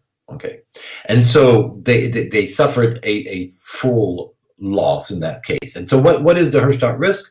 The Herstatt risk is a settlement risk. Okay, it's a risk that your counterparty does not deliver what it owes you: a security, interest, a bond, cash, whatever. Although the security was traded after the other counterparty had already delivered the cash value. Okay, so it's the disconnection between the two performance, the one who has to pay, the one who has to deliver, and the fact that these two performance are separated in time.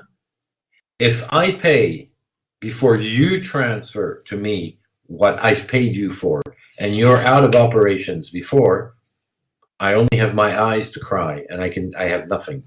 Okay, and so that is why the Herstatt risk was a real problem for bank regulators at that time, simply because monitoring a bank was efficient only nationally, not internationally. Why? Because you didn't have all there are two things that were missing at that time: cooperation, in greater cooperation between national banking agencies or supervisory agencies, and too few or not efficient enough real-time technology to exchange and information, to have a flow of information. That is what will change after, and the real-time gross settlement systems, the automated systems, will be able to limit that risk.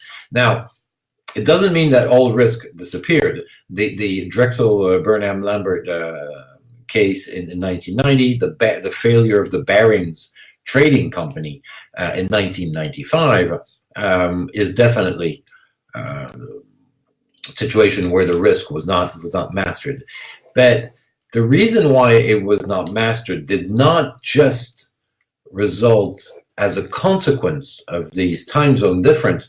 It also, in both of these cases, the failure is also a consequence of misbehavior. Okay, including of criminal misbehavior, tampering with account, hiding the positions, and things like that, which was not the case in the Bank Herstatt failure. There was no fraudulent action. It was just a consequence of the risk linked to the time zone. Now, that explained also why the BCBS and the Basel Accords were adopted. It was to try to address those issues. All right. So the Basel Committee, the function is to look at, well, to maintain a regular cooperation on banking supervision matters. They have no formal authority, nor do they have binding decision-making powers. What they do is that they issue reports, research, policies, guidelines. So they make standards and guidelines and recommendation. Okay. And what they expect, and that's how we expect that the Basel Committee function, is that individual authorities, national authorities that have the power, they have the power to implement and to adopt binding instruments, that they will take action. Okay, and they will take action. That's one thing, and they will take an adapted action. They will take an action that is the best suited to their own environment, to their context, to the national system. So that's how it functions. So this is a good example of how these, at the international level, you see, you have these organizations that are not state organizations, that are not international organizations like the United Nations and things like that, but do have a lot of influence on how rules and regulation are adopted in the financial sector. Why? Because the general objective of the BCBS obviously is about international banks, okay, and banking activity. They don't deal with other aspects, and so their general objective was obviously to close the gaps in the supervision carried out by the banking supervisors, and the first element that was adopted by the BCBS is what you see here, what is called sometimes the concordat or the concordat in English, which is a French word. And the concordat are what? They're principles for the supervision of banks' foreign establishment. So these are guidelines that today are in practice everywhere, that highlights how you share supervision when you have a bank that is internationally active. Imagine a Vietnamese bank that has a French branch. It means that the Vietnamese authorities and the French authorities that supervise for the Vietnamese authority, the Vietnamese bank, for the French authority, the French banks, they have here clear guidelines on how you organize that supervision, how you collaborate, you cooperate between institutions, and which of the institutions should do what. And coming back to the example of the Vietnamese subsidiary, the Vietnamese bank subsidiary in France, the French authority have the obligation to supervise some of the local activities and to report to the Vietnamese authority. And the Vietnamese authority also will know exactly what type of information it has to give or to ask to the French authority in order to carry out its supervision. So that's what they did. So the step taken here, the Concordat that was adopted in 1983, was an important change, and it is a very good illustration of how, at the international level, we try to address those issues. But you see, it's different. We do it differently than with national legal system. And the Concordat was modernized in 1992, and it is now called the minimum standards for the supervision of banks' foreign establishment. Maybe one element of I would say precision, it's that if initially the Basel Committee on Banking Supervision focuses only on internationally active banks, in today's world, it is quite difficult to identify banks that are only active locally and those that are active only internationally.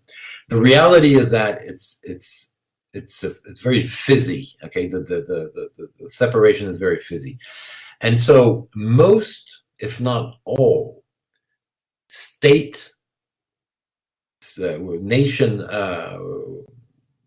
nation level regulation has adopted some of these the BCBS rules without saying this only applies to internationally active, this doesn't apply to the others. Why? Because it's sometimes not practical at all to try to separate them. And so although initially, the BCBS only focuses on internationally active firms. The consequences of the norms, of the guidelines that they come up with, actually impact all of the industry, regardless of whether or not the bank is internationally active. Okay, it has an influence that goes much further than just its original scope. Now, there are other topics that the BCBS looks after. Of course, there was offshore supervision, and of course there was a capital requirement. The capital requirement you're quite familiar with. I will not go into details, except here probably maybe one word to highlight the fact that there are inefficiencies with the BCBS. It takes time. Okay, the good thing about the BCBS is it has all these people coming from different countries, so there's a lot of diversity, and so you're probably going to design something that is a bit more adapted. But it takes time because there are a lot of talks, there are a lot of exchange of information, there are a lot of debates internally. To give you an idea, in the early 1990s, the concern about capital erosions of banks was very high on the agenda of central banks, and so they meet. That's how it started, and it took them 8 years. Okay, actually more than that, because they meet for the first time in '74. They start working on the subject. On cooperating in 1975. They first deal with the guidelines for cooperation, and that was that was adopted in 1983. So you see, it took a little less than 10 years, 9 years. But parallel to that, they had started working about the capital requirements, and it took him more than 10 years, because it's only in 1988 that they actually approved what was called the Basel Capital Accord, or the 1988 Accord, or the Basel I, more commonly today Basel I. And then Basel II, that was in 2004, and it was not even implemented in 2007. Okay, so it takes a long time. Basel III went much faster, but Basel III is not a new agreement. Basel III is just an improvement of Basel II on the aspects highlighted by the financial crisis of 2008. But so that's probably the less efficient aspect of the BCBS, but we know that the Basel agreements, okay, the Basel agreements are the major source that organizes and design banking and financial services regulation in today's world. So you see that these movements are quite complex. To finish off, and I see that time is really moving forward, so maybe we won't start S6 tonight because it's getting late for you. But just to finish off, so that's the BCBS. We'll talk again about the BCBS when we'll be looking at compliance, corporate governance, because some of the documents produced, the guidelines produced by the BCS, are about compliance and corporate governance in financial institutions. So all this falls in and fits in together at one point. Just to finish off on these norm designers, it can get even more complex. We have also to add the role played by what we will call sectorial associations and industry lobby groups or lobbyists.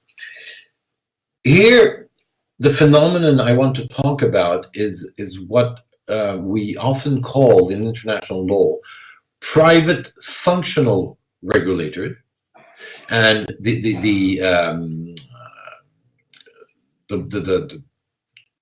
I would say one of the most important example is the BCBS, okay, the Basel Committee on Banking Supervision. It's a private functional regulator in the sense, why functional? Well, because it focuses on one sector, and it only issues soft law, of course. But we have others. We have others that are private functional regulators. We have the International Organization of Securities Commission, IOSCO. IOSCO is a very important organization because it actually has set forward the principles governing the functioning of capital markets. And many of the rules that apply to the functioning of capital markets in states, so nationally, are totally dependent on these guidelines and principles that IOSCO has adopted. Now, IOSCO brings around the table many state regulators of capital markets. Okay, so here again, it's a very interesting organization, and it has a lot of influence. Only on that sector, of course. Okay, they're not into politics, to say it differently, not even into geopolitics, but they address a lot of issues. And for example, if you're interested, if you go on their website, they have a website that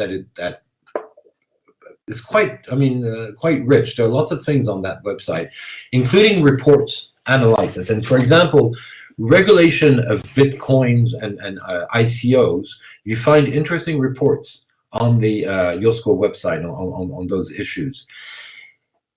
Why am I mentioning this? Well, because if you are a business and you're trying to anticipate the evolutions, or you're trying to look at how do I address certain issues, it's interesting to look at the documents that these organizations publish, because it gives you an idea. It doesn't mean you have to follow them, because of course it's non-binding and it's not law, but it's a very good indicator of what states could do behind, what your state or other states could do behind, and it usually reflects the concerns of a given sector. So it's important. Anyways, private functional regulators, you will have understood by now, do play an important role in shaping the laws. And you see here the dialectic, the dialogue between soft law published and conceived at an international level that becomes hard law through the decisions of the states at the national level.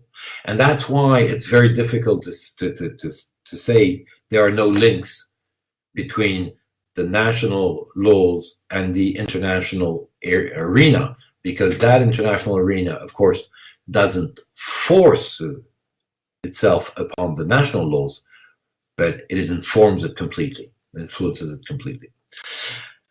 And then aside from the, and so just to finish off, you have, here again, you have an international association for insurance, okay, the IAAS, International Association of Insurance Supervisors.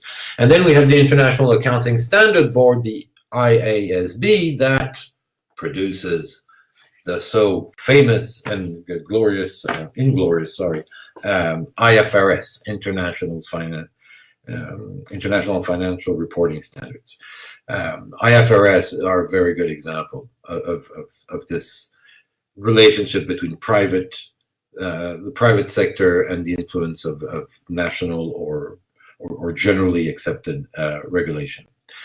And then aside from that, you have private sectorial regulator, because they usually, and they're called regulators because they only issue soft law recommendation guidelines, standards. They issue standards also, but they have no power to impose those standards. And sectorial, because it's only on a very very clearly delimited sector of activity. You have, for example, the Bond Market Association, BMA. You have the International Swaps and Derivatives Association. I talked about the ISDA, International Swaps and Derivative Association. That association is fundamental. Today, all the contracts for swaps and derivatives follow the ISDA model. Okay. Now, what the ISDA has done lately, it has adapted its model to the different legal systems. Okay, so it has a swaps and derivative standard for common law and a swap and derivative that is more compatible with civil law, continental law systems. But still, this is a private organization, a private actor, and they set the standards. This is a very good illustration of what we call private standards. Private standards are rules that are not laws because they're not adopted by the public authorities and the normal process, but they have the same effect. They tend to have the same effect, and that's why we talk about private standards. I've also put up here the International Capital Market Association, ICMA, but I could talk about the LMA, the British LMA, the Loans Market Association, for example, that sets some of the standards and the common clauses that banks use in their contract, and they don't have to rewrite those clauses. They just say we're referring to the provision of the LMA. Okay, so it plays an important role on a daily basis and generally speaking in shaping the regulation. And so the reason, this box here, the reason why we talk about private sectoral regulators is that these are often also called trade associations because they're groups of people from the same trade. That's why they have this lobby flavor. And we also sometimes call them self-regulatory organization. Why? Because they issue standards, they issue guidelines, but nobody gave them the power to do that. They just decided to do it. Okay, so that's always a self-regulatory organization. All right, and so this brings us to the last aspect, but I'll be very quick on that because we're familiar with that already. It's at the national level. Who designs norm? Who are the rule makers at the national level? Well, it's your legislator. So, for example, the Vietnamese parliament.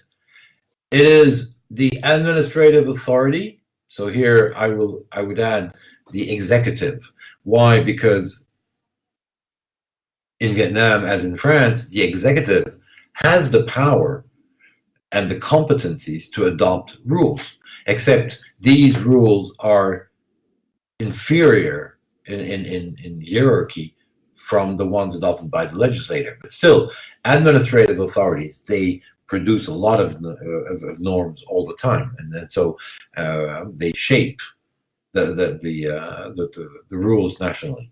And finally, when looking at finance and the financial sector, you also have the agency. And we saw already that agencies do have a power given usually by the legislator to adopt the first level of rules regarding the activities that fall within its scope. So here we're talking about finance. So all the financial products, instruments, the content of compliance in France is specified by the French agency that supervises financial markets. But we also find administrative authority decisions and legislative decision that will apply to those markets. So you see that when we think about it, there are a host of lawmakers, of policymakers, of rule makers. And that's the context we have to have in mind when we're going to be looking at the compliance mechanism. But before looking at compliance, we have to stop on, we have to make a first stop, which is regarding ethics. What is ethics? Why does it play a role? How do we identify ethics? Why is the ethics reasoning so important in today's talk? But this is a huge subject, and we'll start that tomorrow because it's too late now, because just have 15 minutes left, more or less, and I'm sure you are tired. I am tiring, so I think that's a good reason to stop before I start saying anything. Can you name? Sorry, I didn't see there was something in the chat.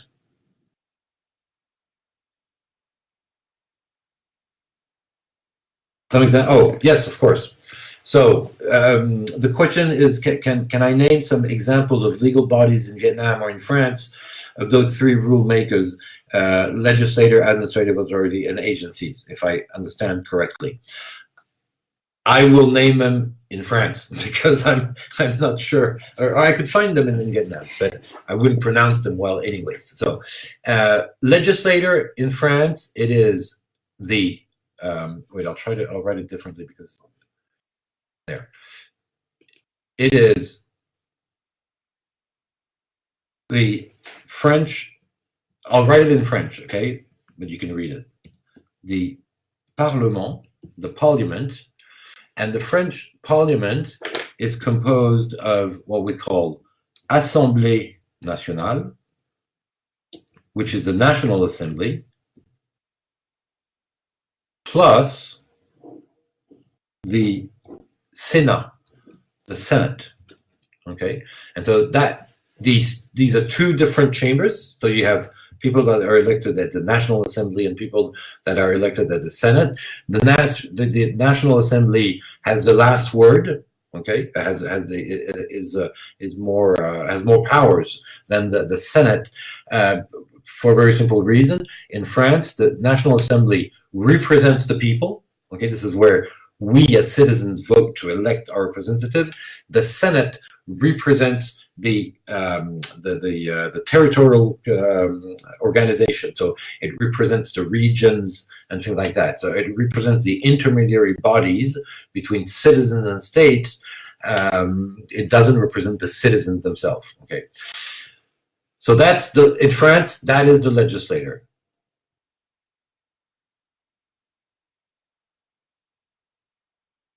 No.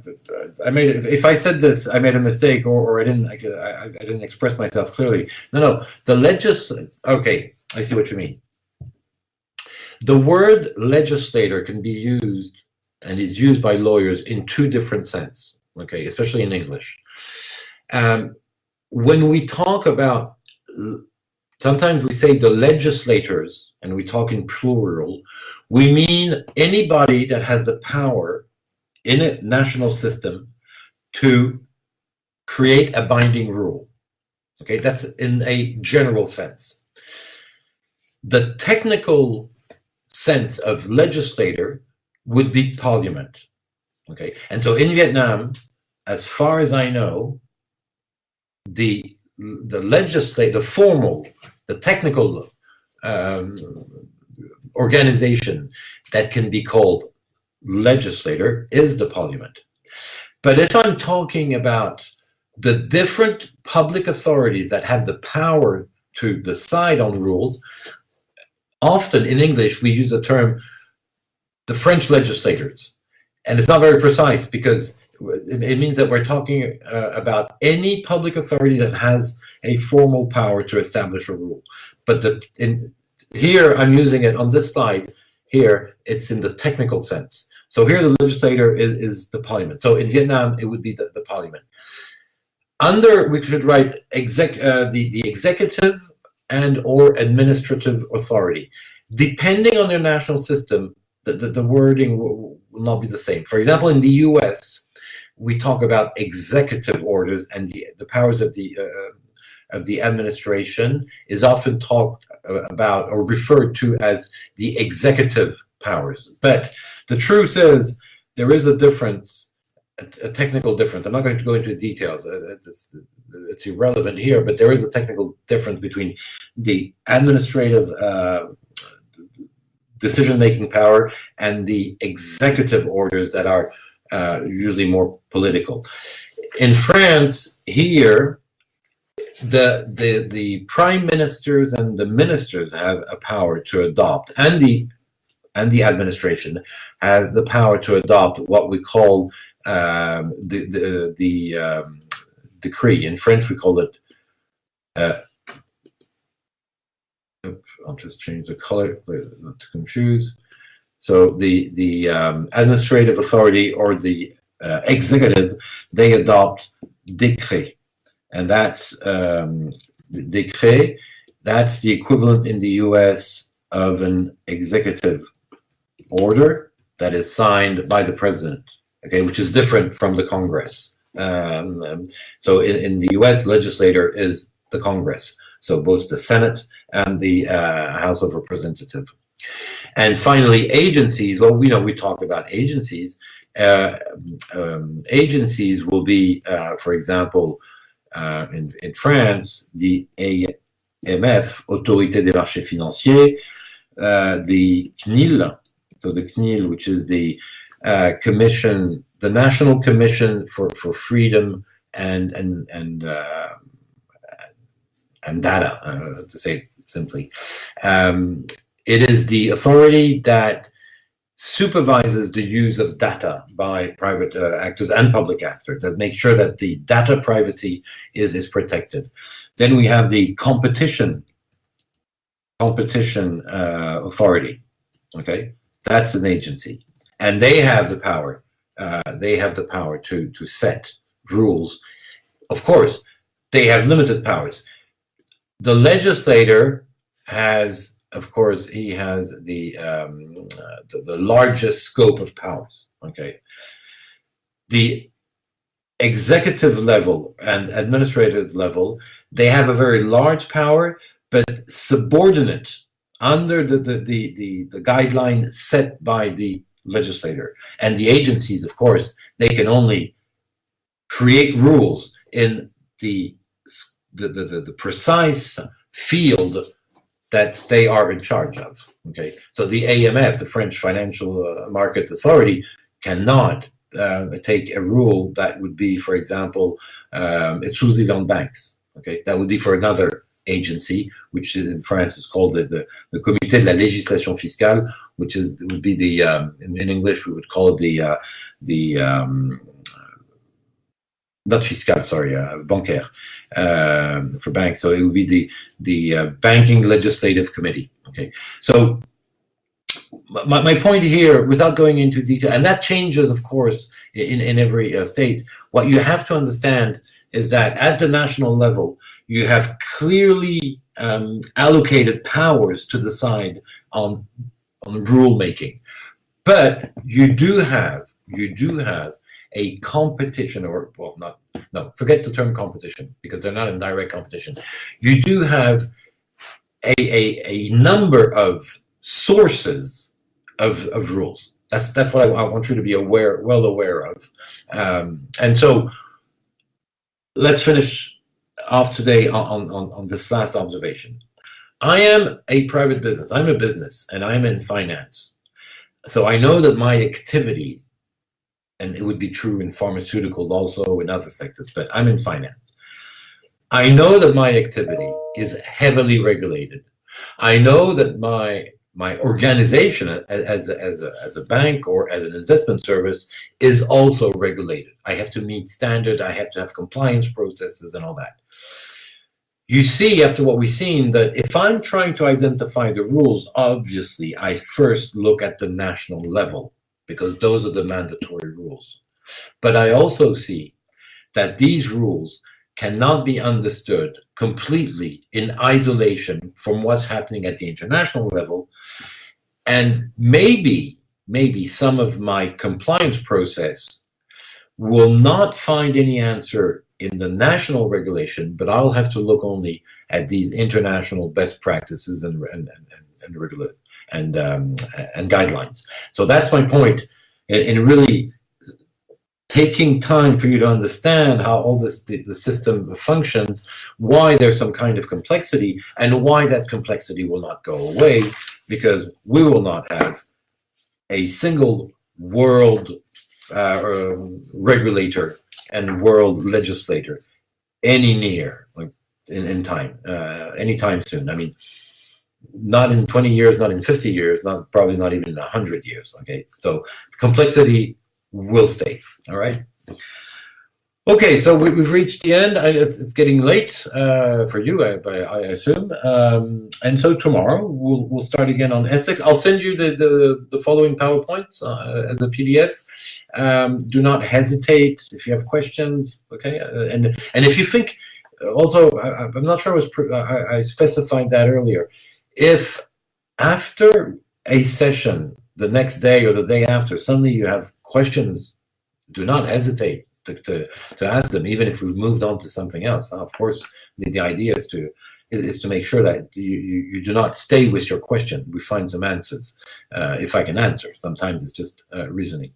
Okay, so tomorrow we'll start on Essex. Business Essex, business Essex, finance, Essex and finance. Have a very good night, and see you tomorrow.